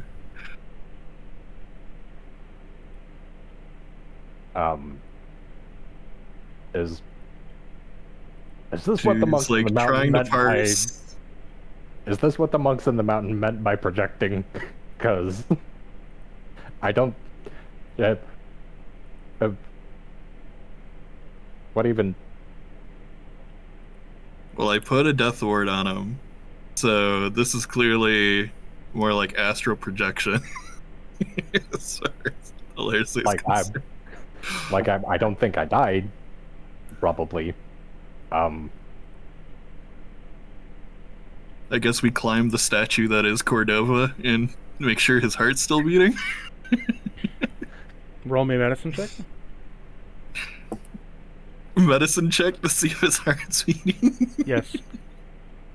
We can't fucking tell. Okay. Well, okay. He said, to be fair, he said roll a medicine check. He didn't say how high the DC would be. Okay, guidance. That's a 13. You can hear faintly at a very low pace, a beat. Pump. Pump. Like he's in like a hibernated frog state. Oh man, and like bigger things tend to have slower heartbeats, so that it's probably like a solid like Pump. couple dozen. Then a minute later, where it's pump.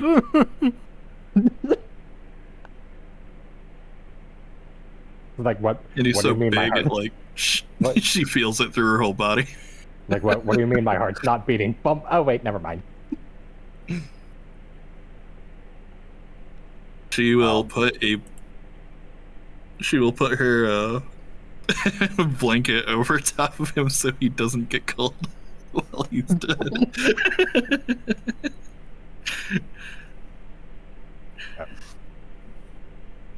Okay, you know what? We'll figure that out later.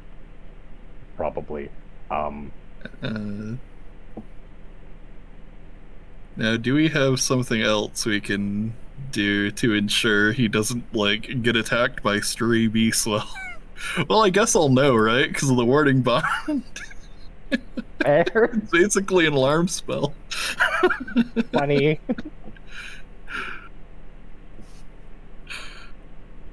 Yeah, I guess we're good to go. So there's this like spectral slime thing up here. Yeah. Let's just You There's see it, one Cordova? Alersa, you just see a hallway. Now, is it spectral because he sees it, or is it spectral because it is spectral? It's spectral because it's spectral.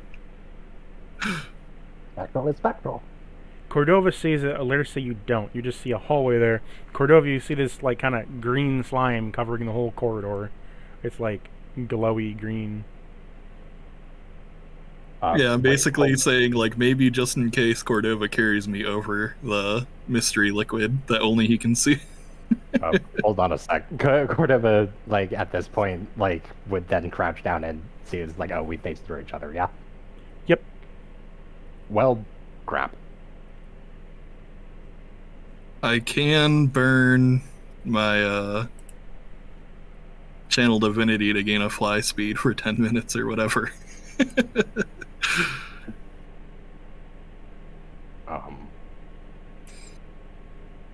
So the slime isn't like heat sizzling. I take it it's like acid sizzling. Yeah, I said it's acid. Right. Dumb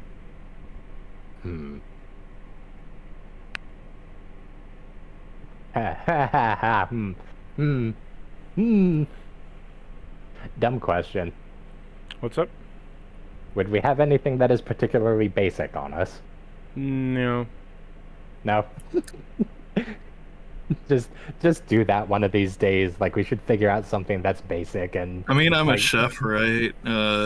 If I'm not mistaken, salt would work.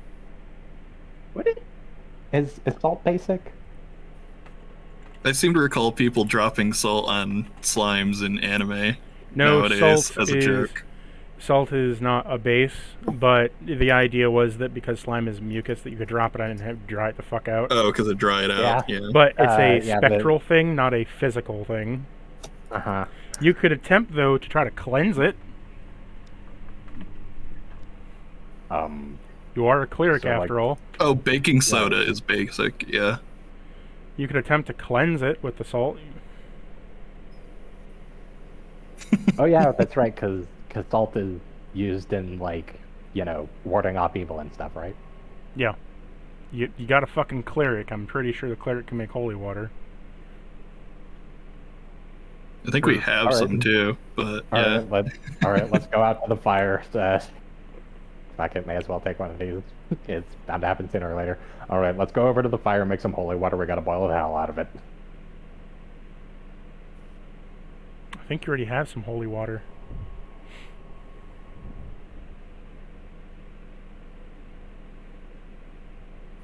We also have the fucking collector's edition bottled water.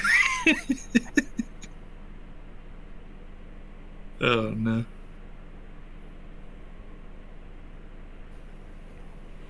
So, what do you plan on doing? So yeah, I guess we dump some salt and holy water in this thing. See if Cordova sees it. Does Okay. Cordova point Cordova's this out to gonna- Alerce? What, the slime? Yeah. Yeah, I already pointed it out. Yeah, Cordova's gonna like take his like ghostly sword. He has one of those, right? Gonna like point it down, like just tap it against the floor. Well, see, that's the Like, have interesting the- thing. You don't have your sword on you. Whoops. Crap. There's no blood flowing through your veins right now. Well, I was initially going to joke this is how the DM nerfs the cleric by making his allies undead, but man, they really nerfed you too, huh?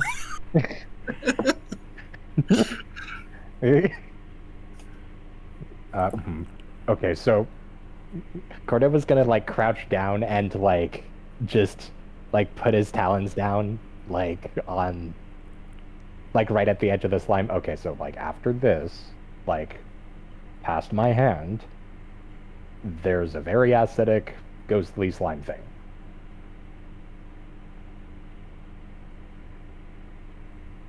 So like, do you have anything to deal with slime spirits? I didn't even know those were a thing. I mean, she did make some slime undead back in the Spire Assault. Well, yeah, but like slime spirits, though.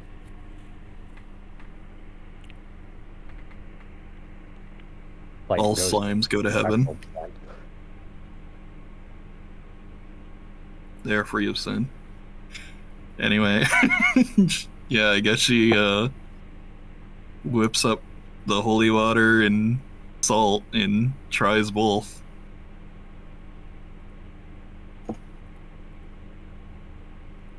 Okay. If those fail, she'll just attempt to fly over. Like a, You you have roll done an me exorcism before, roll me a right? religion check. Oh, yeah. Like, has she done any exorcisms before? I'm great at exorcisms. 21.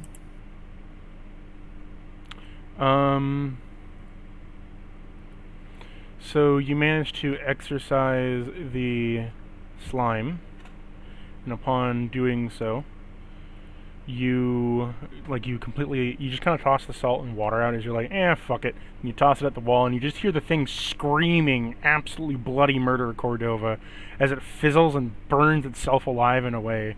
Larissa, you're just kind of like, smells like sulfur now. I was gonna say, just like, is it gone, Cordova? Yeah, and with the way it screamed, I'm thinking maybe we could have bothered to like try to ask it to move out of the way You first. consumed a soul, Cordova, instantly. Well,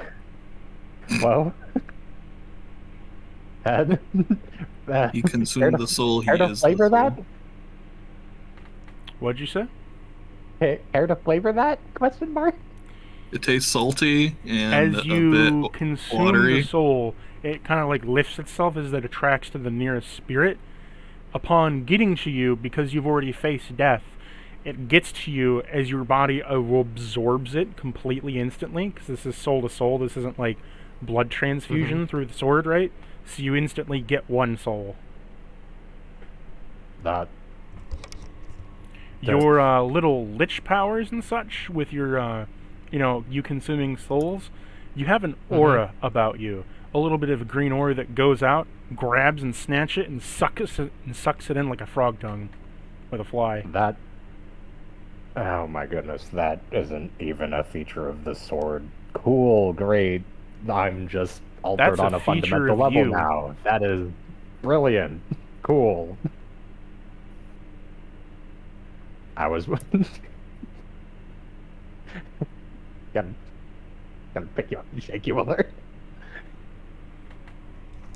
Hey, don't solve out-of-game problems with in-game solutions.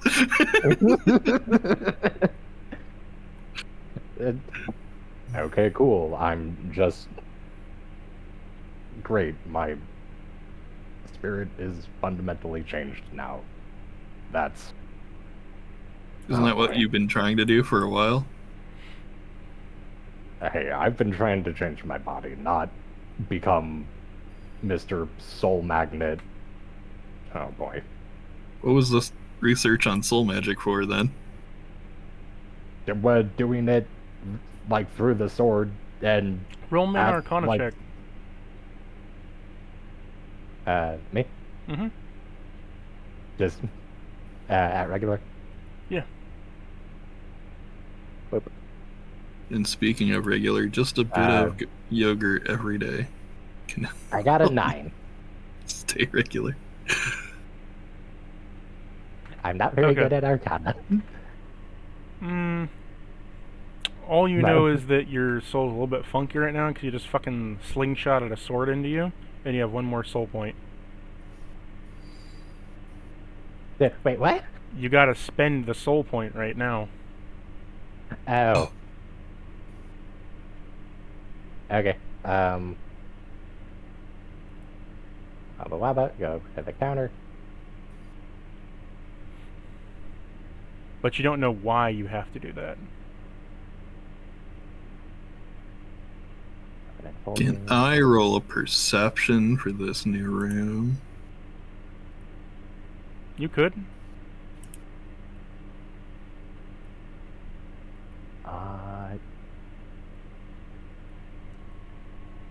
I'm gonna. That was a 16. Actually, you know what, I'm gonna. Your 16 comes back with, you see there are several alcoves where there used to be, there's some like scratch marks on each one of these alcoves here, as all the scratch marks are kind of going this way, towards the end of the hall. There are also some broken boards on the ground and a couple of broken handles that look like they were coffin handles. So either there is a horrible beast in the area, or it's just another person with Cordova's stature and footsies. Is they horrible beast? That's gonna be like, I'm right here. Just a horrible monster about 10 feet tall at least. Claws leaving gashes on the floor everywhere, you know. Have you spotted anything like that, Cordova? And he's just like, Yeah. Are you fucking kidding me? Yeah, probably like weighs 2 tons at the very least, right? As you approach, it looks like whatever was dragging these coffins really struggled to like drag them, because it like you see there's more planks as you step closer, as you crunch down on them. You also hear kind of like little tweezers and snips of whatever's going on, and you hear a loud crunch, like someone's tearing through bone and sinew and stuff like that on like an operating table. Oh boy. Oh joy. Is this the part where we Is this the part Did where I we get into a have- physical altercation where I no longer have a physical form for this? Oh, you know what? I was gonna say, do I need to bother with Pass Without Trace? But I guess not, right? Because you're not connecting with the floor. Yeah, you know, on one hand, like, okay, pardon me for like trying to find a silver lining, but my lungs feel felt a bit foggy. I reckon, you know, this might go a bit better now that there would be nothing nasty for me to inhale. Although the downside is, I don't think you can collide with anything. Yes, that is a very big downside. And I'm not sure if I'd be able to do much aside from. Well, you know what? I'm not sure if I'd be able to do much, but I'm going to try anyways if anyone tries to fight you. You know, I got another cursed idea. What? What is it? Do we want to try enhancing you as an undead while you're in this ghostly form? Oh boy! Why not?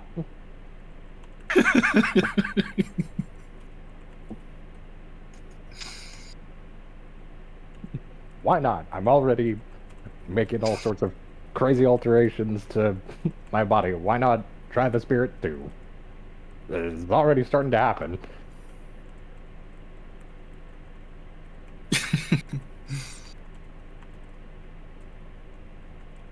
Hey, Cactus, should I roll religion or something to see why not? Fire away. Watch my day up. Sure, you can roll a religion to see if you could promote him.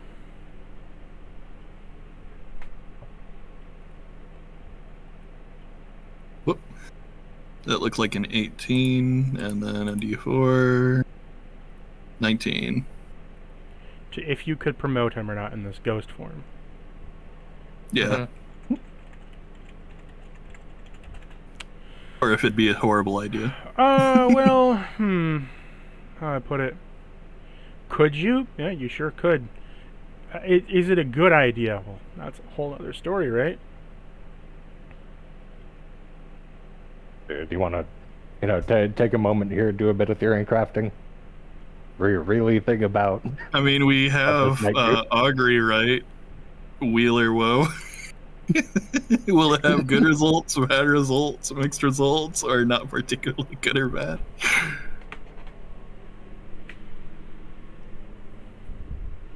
One minute. I'm gonna drink of water while I decide. Oh boy. just casually doing like long-term like campaign altering things at the drop of a hat.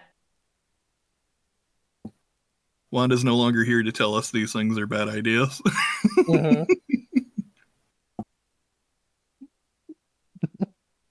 We were already ungovernable in the first place.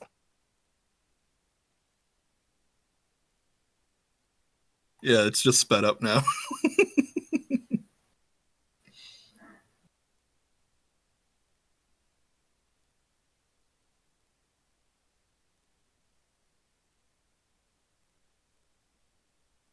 Now I'm imagining it's like, do you fear death? And it's like, depends. Do I get cool ghost powers? Okay, no, here's the thing. I reckon it very well might take whatever like soul-devouring chicanery is already going on with my character's spirit and probably accelerate that.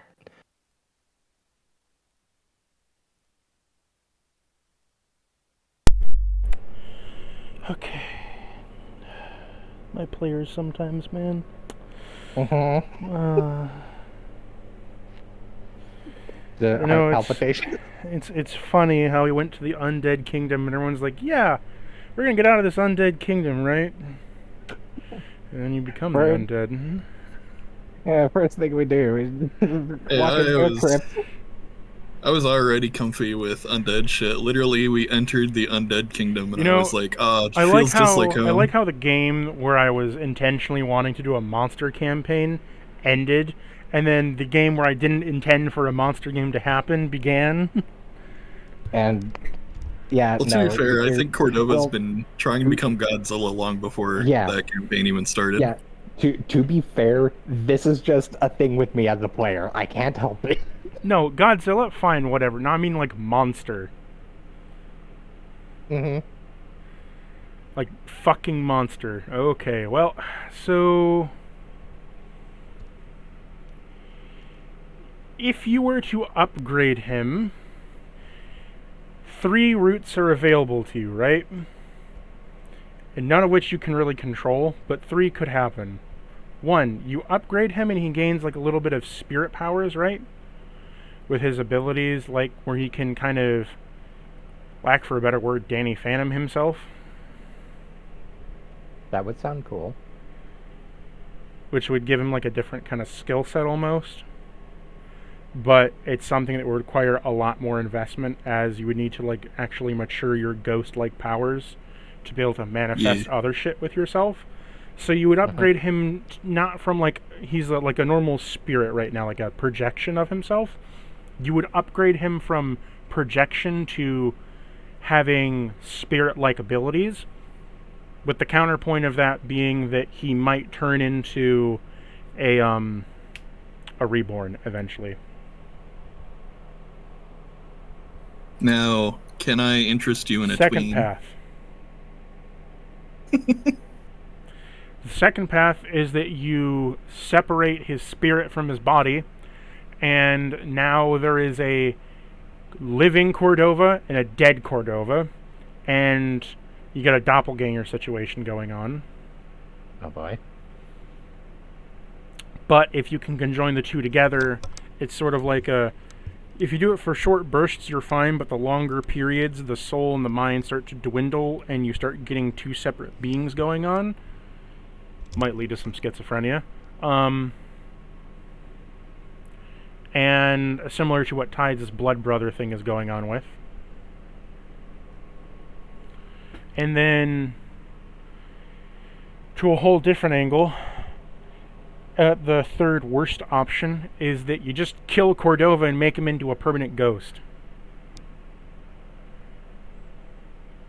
Yeah, I don't think that'd be a terribly good idea. Oh well, it was worth investigating. So do you want to do it? Probably not. Not now. Not yet. Maybe later we'll be like, oh hey, this negates the consequences enough.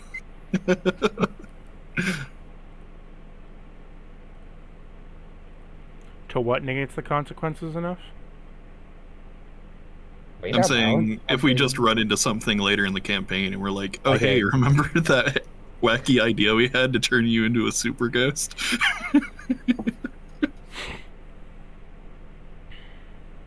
Gotcha. Stupidity we might engage in later if we're if we perceive it as the best option. Yeah, no, laid out, those are your three options that could happen. At best, you gain like little ghost powers you can activate occasionally. Mild is that you got a separation issue. And lastly, you just become a perma-ghost.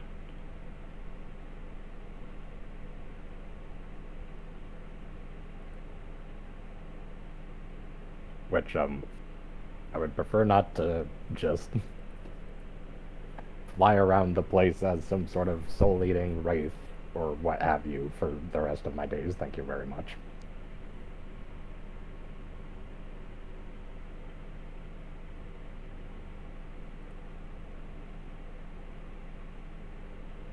Yeah, I guess we investigate whoever is dragging bodies in here and experimenting on them.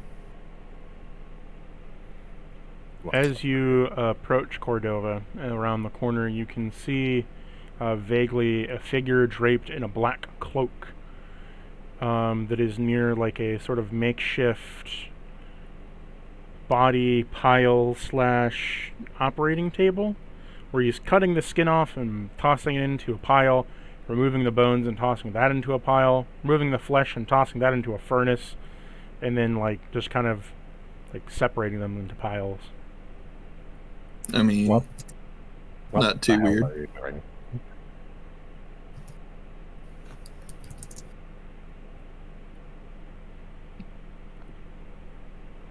doing? He ignored me. What'd you say? Asked, like, what the hell are you doing? Do you say it to him?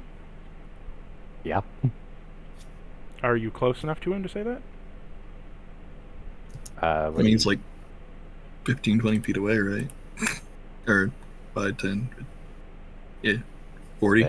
40 feet, apparently. Just walk over here, then. The man turns around to you as you see a wooden warforged. As he says to you, Pinocchio.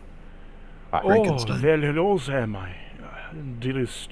I guess, it seems you've entered the script. Fair enough. I'm sorry that your body was left at the entrance. But you're asking about my work? Yeah, I'm curious.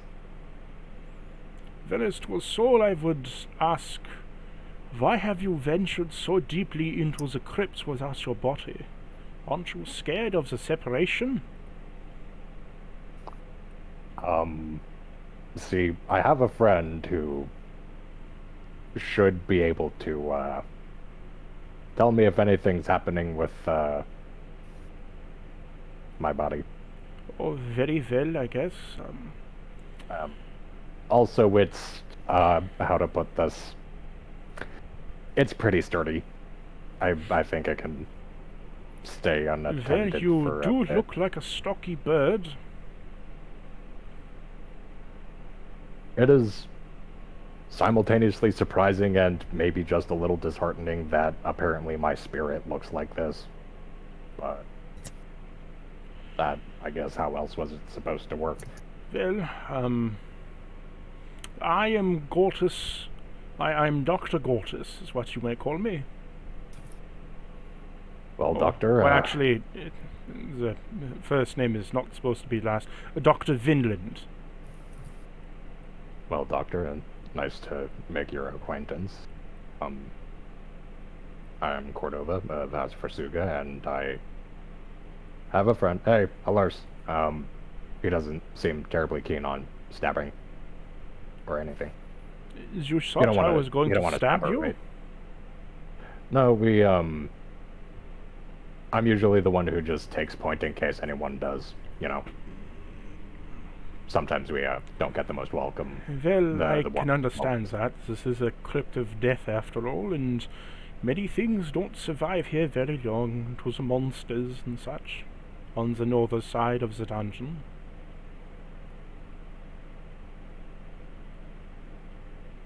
May I come in? Sure, you may come past the fence.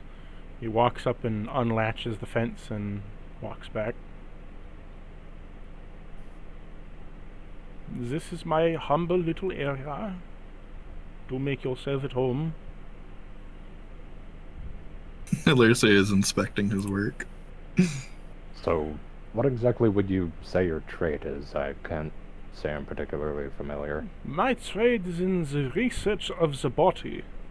The biology of it, with magic and everything in between. Really? I am a biomage. Really? Yes, for all that that's worth, as a wooden warforged, I know. You wouldn't expect something of this nature to understand the flesh of the body, but... I mean, I can imagine it would have its perks, like you wouldn't... correct me if I'm wrong, by all means. I haven't met very many warforged, but it doesn't strike me as having the same biological risks as a flesh and blood True. operator. The only thing you have to worry about is ruins and sigils backfiring on you and scrambling your brain, but I can get my hands as bloody as I want, and it won't matter. No diseases. Yeah, like disease, miasma, what have you. I don't have to worry about anything of disease, but I do have to worry about the bacteria that grows between my knuckles. I'm only made of wood after all. Oh, that... Right, that has to be treated every so often, doesn't it? Yes, and I'm running out of lacquer as the years go on. How to put this? Well, okay, I guess first I want to ask, why are you here? Like, out of pure curiosity. That is a very long story that I don't know if you want to hear the whole thing of. After all, you've only just met me, and that is a long story, one that we will have to have a dinner over. Yes. Other question, would you prefer to stay here? Why are you asking me this? Because there's some very not nice parties that have started a bit of a war up on the top side. Oh, I understand. With That's why everybody. I'm here. Well, maybe not for the exact reason you're thinking. You may not agree with me on that point, but continue. Well, I guess, well,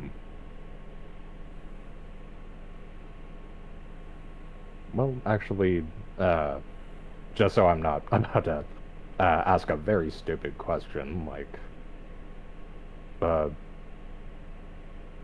you be willing to a bridge why exactly you're here. War makes the best use case for a doctor.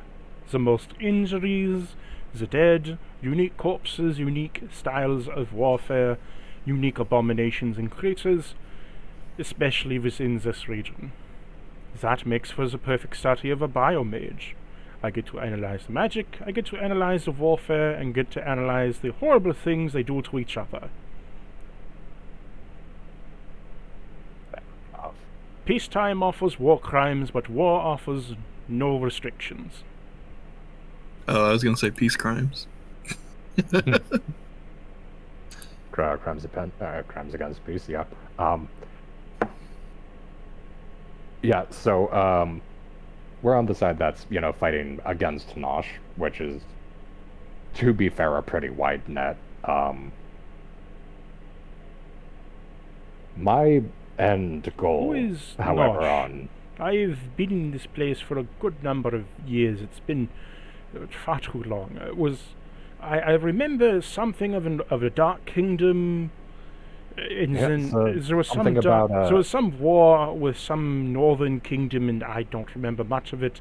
I came into this place long before that all started, and well, yes, something about a spear and a dragon's skull and the Dark Kingdom coming out yes, of the I sea remember right in the there middle. was a rebellion against the king, and the four heroes rose up and they defeated the dragon and sealed him away, and I came here to research about the corpses and the flesh in the region, and then the war started up here, and something birdman and undead leech, and I drag whatever corpses come in into my workshop here. Anyways, point is, there's some very not nice people that are looking to, if I'm understanding the situation correctly, basically end everything. Like, all of it. That was no good. I'd prefer it if they kept fighting on equal ground and footing for another 50 years. Well, Nosh isn't exactly being very cordial about it. Which, to be fair, what about warfare is. But,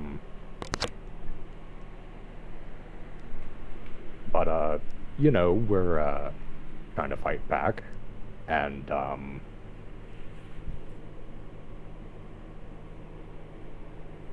would you believe me if I were to say that I was like a regular, like, magpie person at some point? I could be convinced to believe you. I've seen a great number of things in this wild area. Some good, some bad, mostly on the fleshy side. Yeah, So well, seeing a giant bird is of very little, is a very high believability. You're just a bit stockier than your thinner cousins. Yeah, that's the funny thing. Compared to what I'm trying to go for, I'm actually tiny. Well, all men have a dream of being bigger than they are right now. I think it would be best to deal with the forces of darkness if, say, I were to, I don't know, be able to hunt a castle. Oh. So you're going for that kind of bigness, I see. Not what I thought. And I'm kind of, taking all routes that are available to do that. So, well, every man has a dream. That's why I was asking if you, whether or not you were particularly amicable towards the Nosh or against them, and whether or not you wanted to stay here. Because, I don't work with them. I'm not their doctor. I'm just an individual researcher here. But you say you wish to be bigger, and you're trying all methods available to you. Are you trying to recruit me? Basically. And what's in it for me? Because, believe it or not,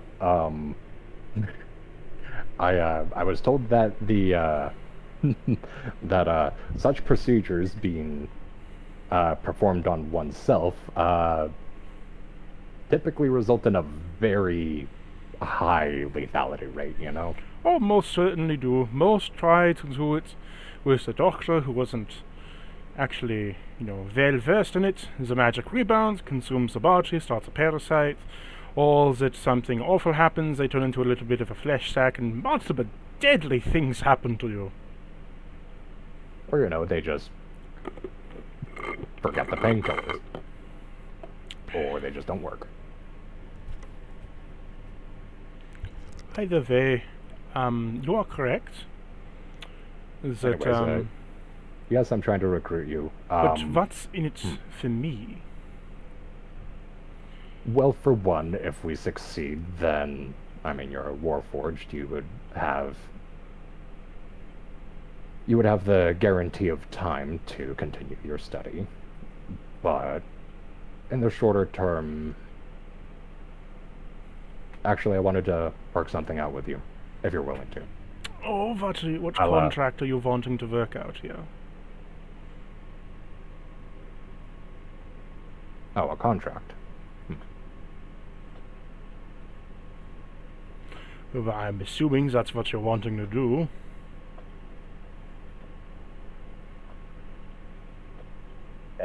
Insert dial-up noises. You said you wanted to work something out with him. Yeah. I meant like work something out as in like my character doesn't quite know what, aside from taking part in helping the world not being destroyed, aside from that, what would motivate this man. That's what I meant by like working something out with him. Oh. He says, what I'm looking for is I need new, fresh corpses to analyze to continue my research. Whether it be a new corpse that was burned to death, froze to death, mangled through battle in interesting ways, take him aside, dissect and study him, maybe torture him a little bit if he deserves it, but most of all just continue my work. As while this place is very nice for the monsters it gives me, it's not so great for the living bodies that I need to fuel them.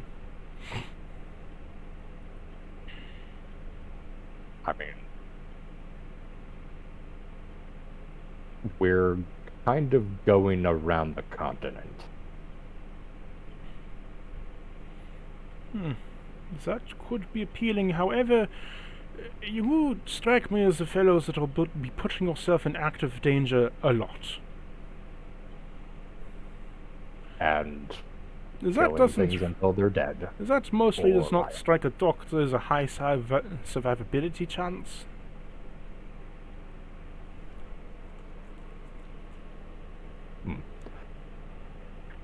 My friend here tends to help quite a bit with that. However, you were saying that you are in need of a man's of my expertise, correct? Well, if you feel like you could go about making a castle stomper. He thinks, if you pledge yourself to be my eternal subject, subject not in service, but subject as in under the operating table, then I guess we can work something out. Research subject rather than servant, yeah. Yeah.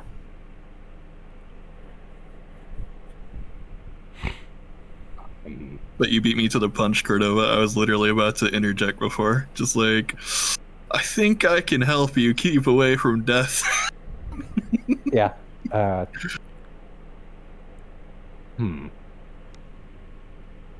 Eternal, I'm not sure if I could quite get behind. What how to about put it? 80 to 100 years? Yeah, I could probably manage that fairly easily. Excellent.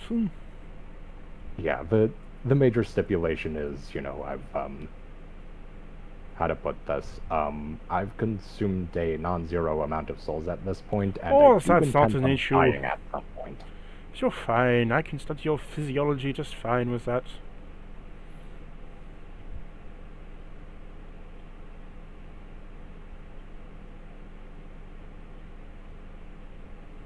But yes, I can almost guarantee you if you decide to join us mercenaries, then you can and will see all sorts of things that this crypt would otherwise deprive you of. Including myself.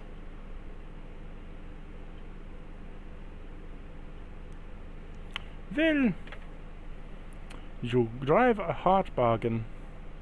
I will join you.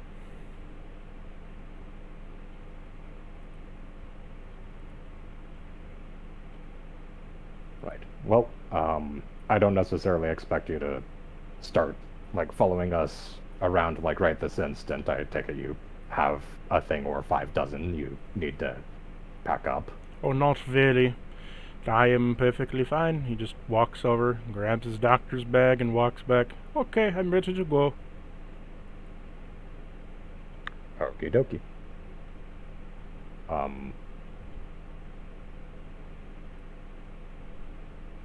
Hey, out of curiosity, do you know what's that way? He's gonna point to the passage in the corner. Oh, down south. That is my burning chamber. Oh.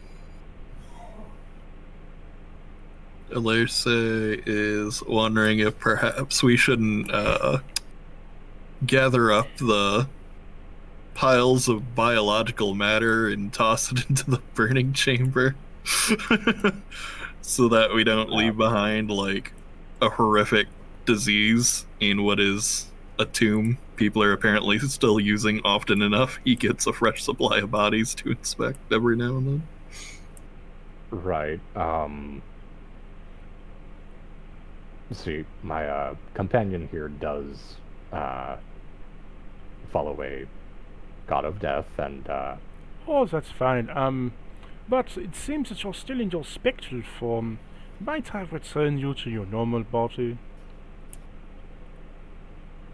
if you could figure out how to do that. He opens up his book as he flips to a page. You see him kind of lacquer his hand with a bit of like wood varnish, slap his hand on the book page, and then slide it to your spectral form where the varnish kind of seals into like a burning sensation on your chest as you immediately are shotgunned back into your body. Well. Go. As you are Bag. ping, you shotgun back into it. A couple clatters of Cordova against various parts of the hall. Once you are back in your body, well, Gorda says to Alerce, he should be fine in the dungeon for about a day or so. Before the seal wears off, and he'll be back to what he was before. Interesting. And do you know the mechanism behind this, or are you just treating the symptoms? I have not studied the cure yet, but it appears that this area is affected by a grand curse, and that whenever I try to lift the curse in an area, I can only treat the symptom in an area for a few days or up to a day before having to reapply said things over and over. However, any body that remains too dislocated from its spirit for too long, the spirit is sucked away somewhere and the body is left behind. I waited a good month or so for the souls to return, but nothing happened. So I can only assume whatever is snatching them is, well, something of a more deadly nature. I don't wish to see it, so I don't venture too far into the dungeon. Understandable. Far be it from me to intrude on whatever this man or thing is here, doing its business. I'm just here to study the aftermath. Now, question for Cactus, not this guy in front of me, but are these bodies in good enough condition to be animated? No, they're all mangled. Like you don't see the the bodies that are there. They're just fucking mangled So it wasn't torsos. like clean cutting apart into pieces, like I originally thought. It's more just stabbing and cutting and seeing what happens. Yeah. Like, oh, this one came loose. More this like way. Civil War level Yeah. learning medicine. Okay. Oh, the brain twitched when I cut that part out? What if I cut this part out? What happens? And I was gonna say, in the worst case, maybe I could animate something and make the bodies take themselves to the incinerator, but I guess not. Are you Yeah, gonna no, walk and- back to them, Cordova? well, I mean, I wanted to give them a bit to roleplay, but also I was gonna mention, I don't think my character will fit through this corridor here. You will. I mean, I can squeeze, just I break guess, the but- wood I mean, as it's you enter. half your space, yeah. Says, oh, you're back. You are quite the stocky chicken. Magpie. But, All's the same to me.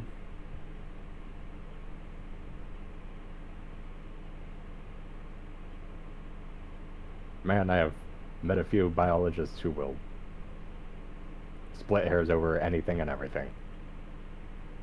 A bird is a bird, but there's no word if a bird is the same. Anyways, I'm going to, pick all these up and, put them in the... But don't put them in the incinerator. Come, sit, lay at my table. I have some experiments to do on you, my newest subject. Experiments of what sort? You didn't agree to question me. You agreed to be my subject.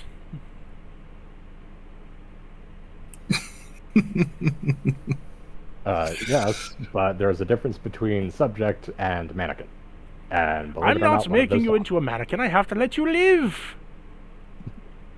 Well, my point was, one of those talk and the other doesn't. You can talk all the way through. It doesn't matter.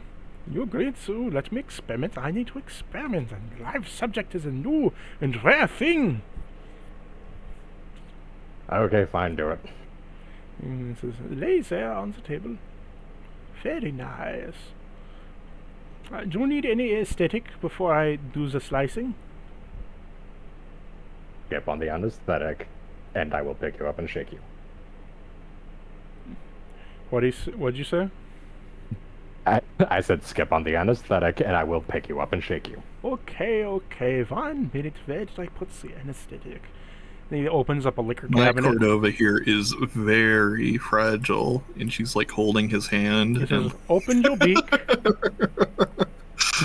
Open up wide. Whoa. And he dumps 4 bottles of absinthe down her gullet. Civil War surgeon. That should be enough anesthesia. For a while at least. Yeah, I don't think my metabolism is terribly sped up. So, Okay, so, a minute. While I go look into our DMs real quick for something. well, meanwhile, I'll be looking for something. what will you be looking for? Like, I know he said the bodies are mangled, but there is a funny undead. Oh boy. I'm going What? to pause real quick as I type this out. Unpause. So for as long as this doctor is with you, you have a whole new system to add on top of everything. A surgery system. By getting surgery from the doctor and the corpses, you can make your body go through a healing and grafting process that are different types of surgeries that cost body parts to do so. When you get them, There'll be healing period between each one. Each surgery starts with you making a con save of 15 and is increased by each round of the surgery taking till its completion. For brain surgeries, you need 4 brains to increase the int check by a +1, to increase one of your int checks by a +1 out of 5 levels. For the eye, you need 10 eyes to increase one of your sight checks by a +1 for 5 levels. Skin, 4 flayed bodies is a requirement. Helps with arm, leg, and torso surgeries by a +1 for each level. Also allows the body to grow taller by 1 foot up to 10 levels. The bone takes 25 bones to increase your +1 to strength, or a plus either to increase +1 to a +1 to your strength checks. No, increases one of your strength checks by a +1 if successful out of 10 levels. Arms is 45 arms, increase the reach of your melee weapons by 5 feet out of 2 levels. Legs, 45 legs, increase movement speed by dashing by 10 feet, only when you're dashing, by 4 levels. And torso, 200 torsos, increases your strength or con score by a +1 out of 4 levels. After the surgeries, you can do master effects that are listed below, where it links into your soul mutation by you consuming souls, with the brain giving you a +2 to brain mutations. Eyes giving you a hidden effect where you can see things in a sense by like hidden. You kind of get like a biosense almost of things around you. Skin allowing you to grow, and your muscle +1 to muscle mutations. Arms is a +2 to bone mutation. Bones is a +2 to bone mutations. Arms is a +1 to heart mutations. Legs is a +1 to lung mutations, and torso is a +1 to spine mutations. Meaning that whenever you would dump a point from your whatever into one of those effects, you get another point on top of the master for the master surgeries you did. Okay, so is this interacting with the necromancy Yes. system? Okay. Master mutations only, though. So after you, say, get 5 full brain mutations, right, then you can attempt the brain master surgery, which will then increase your mutations for your soul stuff. Oh, okay. Think of it like, because you are integrating so much necrotic stuff into you already, that this is another form of altering your body to just make it faster, because you're getting 2 extra pieces of brain added to it, right? So your brain mutates a little bit faster. Same with everything else. So the end point of this system is increasing the cap on the necromancy system. Not increasing the cap, making it faster.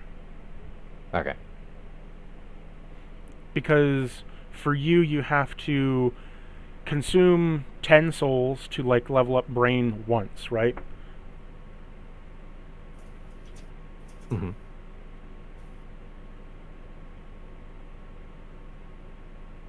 Hold on.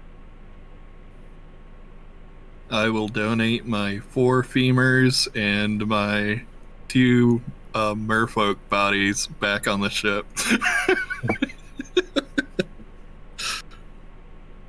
Yeah, you basically, say you want to put it for brains, you would be like, hey, I'm putting 10 into the attribute for the brains.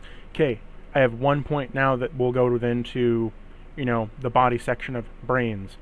Because if you had the master surgery, it's +2 points, meaning that every point you now put into it is aided by 2, so it's a +3 instead of 1. Okay.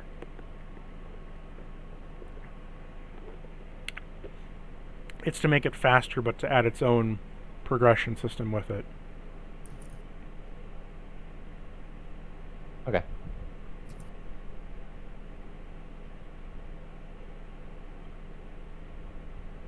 I can't wait till Cordova runs into his rival back home, and the guy's like, I've become an undead just to fight you, and then Cordova's just like slurping up organs, just like, Okay. that's some weak shit. Yeah, no, okay. Cordova's just like, Like, oh, 17 really? eyes.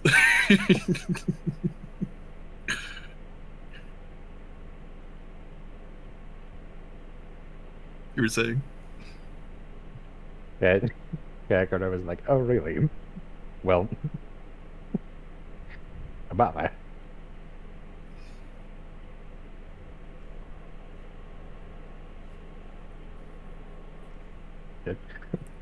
Becoming undead. Pathetic.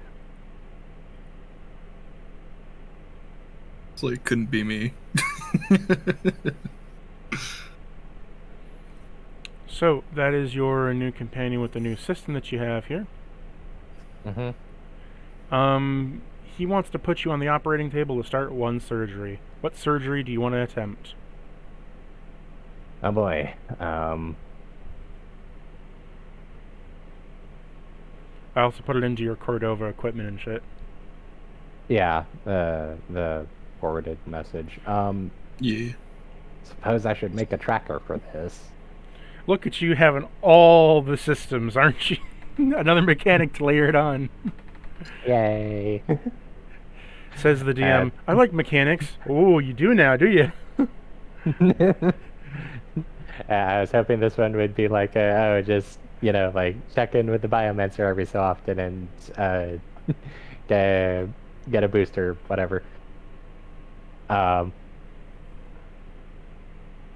Okay. I guess I guidance and enhance ability on this Dr. Gordis Vinland so that he does not harm my boy. Okay, so Brian is currently level 05. Hey, weren't you saying you're bad at Arcana earlier?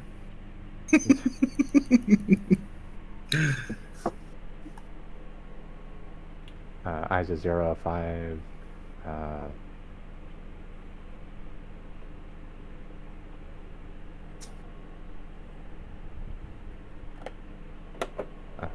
010.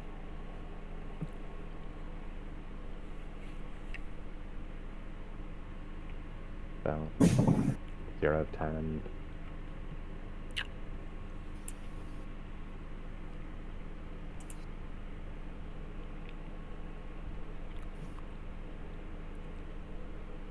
Meanwhile, I've fashioned this spinal column and some of the human hairs into a broom, and I'm just sweeping all this gunk into the incinerator. At least the ones we can't use for surgeries. I want you to imagine that all the collagen is starting to build up into a slime ball.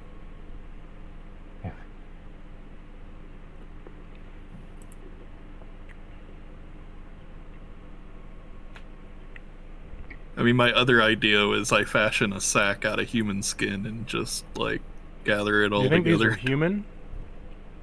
Humanoid. Bird people are You end human up to believe. seeing that a lot of these are tabaxi. I mean, tabaxi are humanoid too. Yeah, I'm just saying that.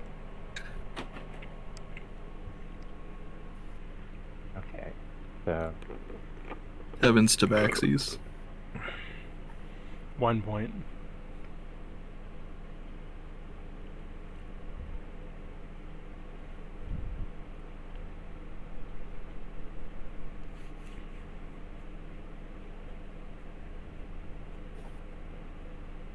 So what you want to do, Cordova?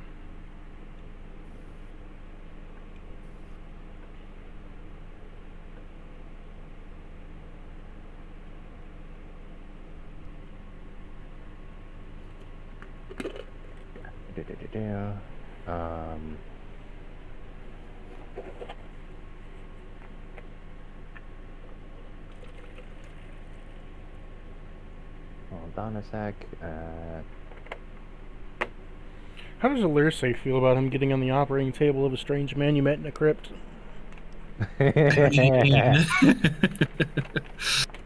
He hasn't lied.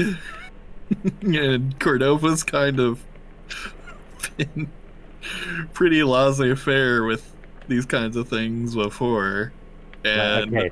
so best she can do is make sure it's less dangerous, just like she did with the bone soup. Yeah, no, because at this point... If my kid's gonna drink, he might as well drink at home. Yeah.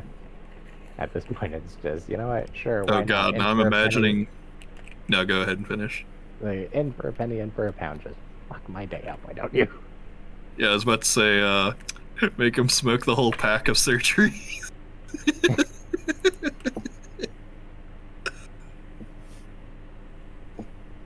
Is that what Gonna people be sick do? of body mods by the time we're done. Where they're like, oh, I'm gonna make you sick of cigarettes. Take the whole pack. Get nicotine poisoning.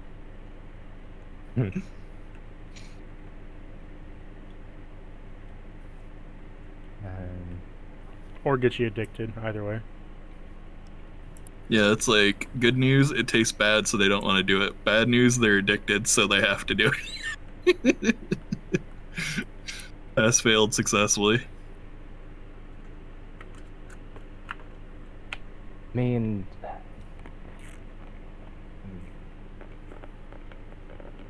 I've also made it easier for Mr. Vinland. In the event he fucks up, Cordova has some extra HP to cut through first. yeah.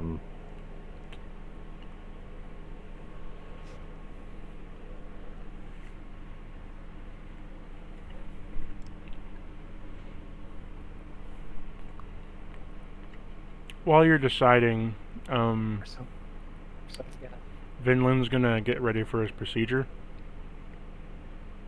Oh boy. He casts Bless on you. Oh boy. And Death Word. Oh, he's got two Oh, of so, them. so I have 2 death wards now. That's one of the few spells you can actually stack in D&D.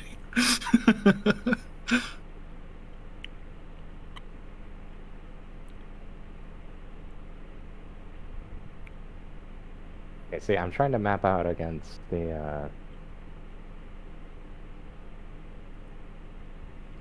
We'll turn you into Tryndamere, just like stack all the death wards, and then you fucking build up stacks with your sword to heal yourself when it runs out. Oh wait, question. Are we going to level up, like, at any point in the future? What do you mean? Because the In next level for me is an 15 years. ASI. If I It's gonna split be a that while. ASI between... Okay. I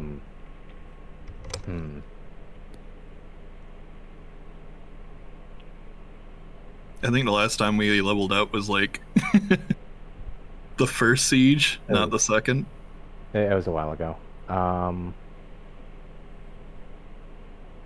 Because I take it these procedures are capable of breaching the 20 barrier, right? Yeah. With the... Okay. But not, like, not necessarily raising the cap with, like, future, like, level ASIs. Or is that... or are those, like, +1s to con or strength or what have you through these procedures also treated as raising the maximum? Raising your max. Okay, in which case I don't even need to worry about the order of operations on that. So if you got 20 strength, you get 21. Yeah, that's the main thing I was thinking of. You're kind of have to need to go past your stat maxes to get where you want to go anyway. Yeah. Oh boy.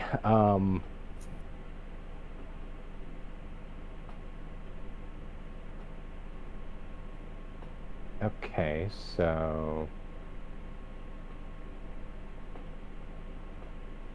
torso.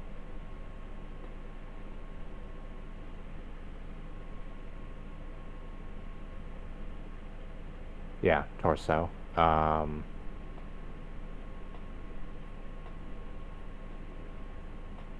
you want to say whether or not it works first, or do you want me to mention the... Because it would be strength if it works. Okay. Sorry, I'm just trying to pump my chair up to give me more back support.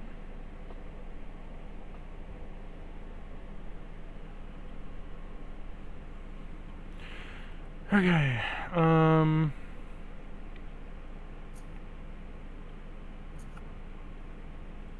Yeah, you can do the torso surgery, so I need you to make me a con save. Okie dokie.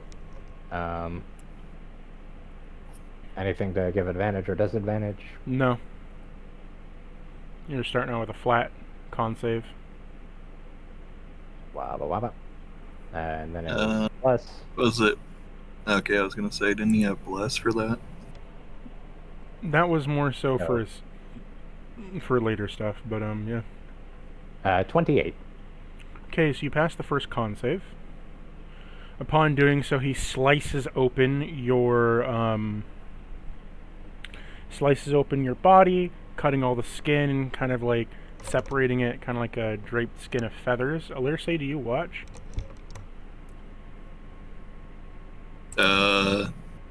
Yeah, I'm like helping make sure this guy's, not Make sure I don't messing clock up my the boy dot. too much. Yeah. So he opens you up and kind of says, I think you might want to close your eyes on this fan. As he kind of like covers your eyes up. Mine or his? His. Okay.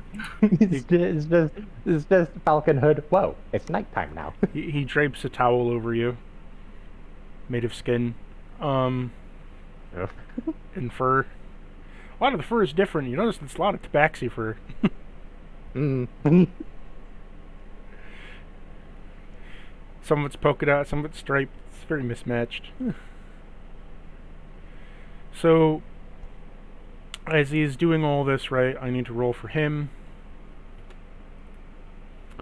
So, Yep, and I gave him enhance ability on medicine so that he'd roll at advantage, and I'm gonna keep guidancing him to make sure so he he's passes. not going horribly wrong unless he nat ones.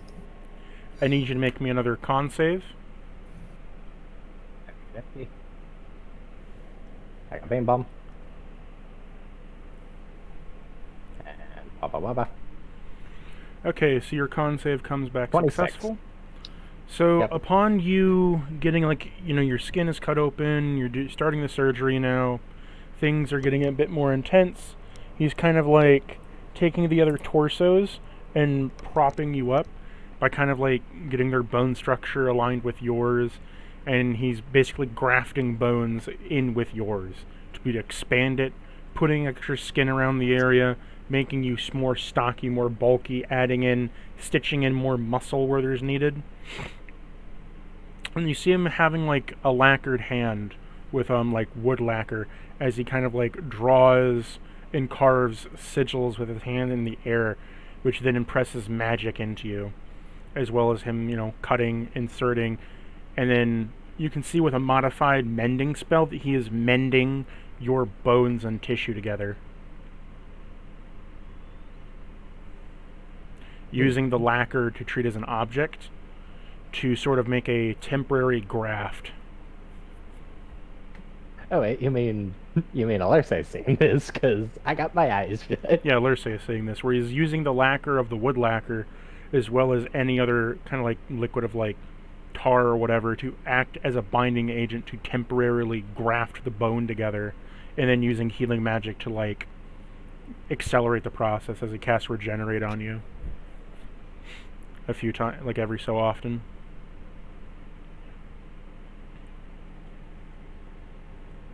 Oh, he's having to cast multiple levels of regeneration. Okay, I'm gonna make his medicine check. He passes. So, as he goes deeper into it now, he's getting to the more delicate bits.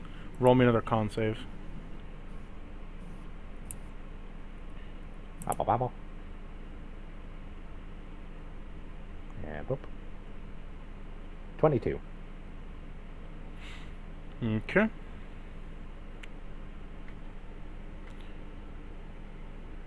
So once again you pass, and he passes, as he's grafting a bit more flesh and muscle and sinew around everything.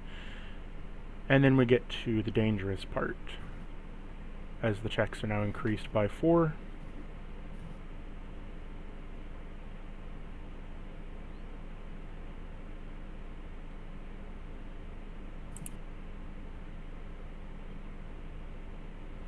roll me your final con save.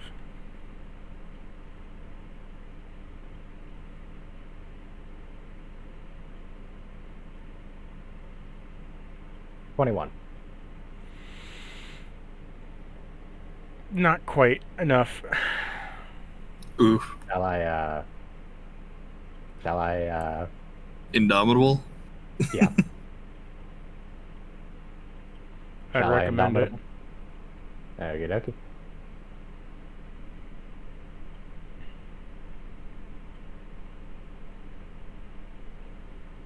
Uh, 11, where is it?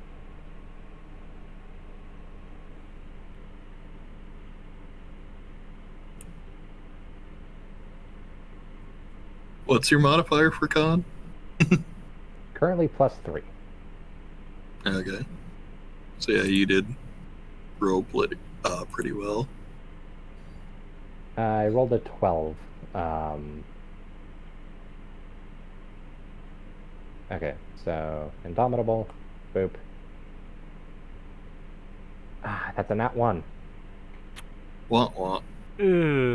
Well, all of the new grafting of the bone shatters, as well as the new muscle rips and tears as your ribcage snaps back into place along with all your other bones. Snap, crackle, pop. He takes out the shards that have shotgunned themselves into your sides as you feel a wincing pain as you can feel your insides being sliced up. He's like, oh no, that was not good. Oh no. As he casts... And also, I want to remind that Alerce is warning bonding with you right now.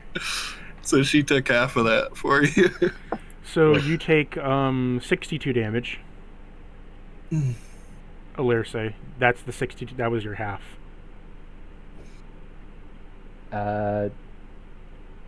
Okay, dumb question. What type of damage is this? I mean, it's shattered, right? So bludgeoning? Bludgeoning and piercing. Would you allow me to make a roll to see whether or not... Oh, wait, no. No, because I'd be firing off the hill rune, like, now, and I only have one of those at this level. I mean, are we planning to have a combat after a surgery? I mean, there's still the rest of the dungeon. Like, would we want to, like, exit the dungeon, sleep outside, and then... I mean, he's clearly been sleeping in here, right? And I'd be able to guard you during that time. So, upon Fair. you taking 60 damage, however you want to do it, he casts a Cure Wounds on you, and he also taps a lacquered sigil that you see a bit of blood course around his hand, where then tendrils lift out the delicate bits that shattered and came away as he remends your bones and muscles together. Upon doing so, he bonus action second wind. He grabs all of that like extra bit that just didn't do anything and kind of just like dumps it into the fire next to him as he restitches you up and then mends again so that they fully seal over. He says to you, well, I am sorry that the surgery failed. It appears your body was not able to hold the strain of such a thing right now. However, we can always try again later, when we have a bit more resources at our disposal. Yeah, I've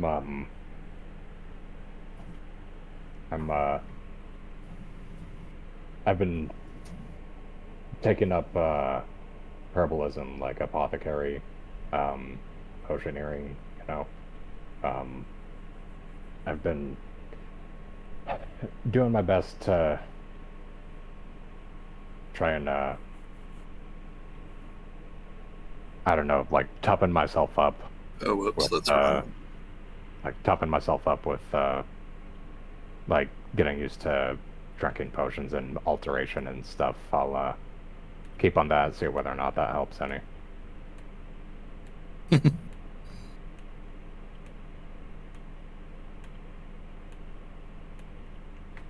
And he says to you, "Well, those things can help you. I'm just saying that it appears your body wasn't ready, probably from the strain of the going between yourself and all the muscle strainers before. We can always reopen these wounds later and re-examine them."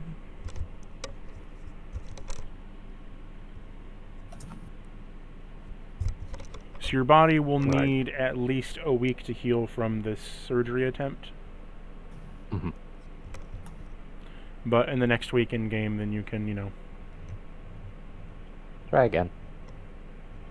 That's a week of in-game time, not a week out-of-game time. Yeah.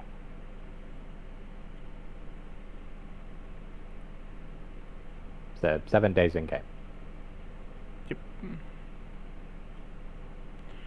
I would also probably make a counter for all the parts that you need.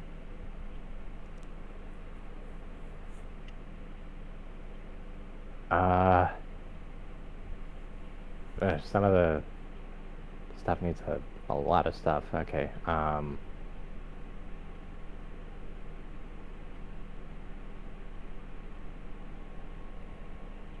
to get like fucking Frankenstein in this bitch.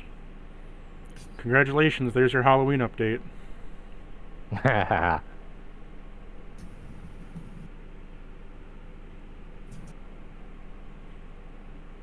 Well, it appears you're going to rest here within the dungeon for this bit. With that said, though, I think we are going to end session here.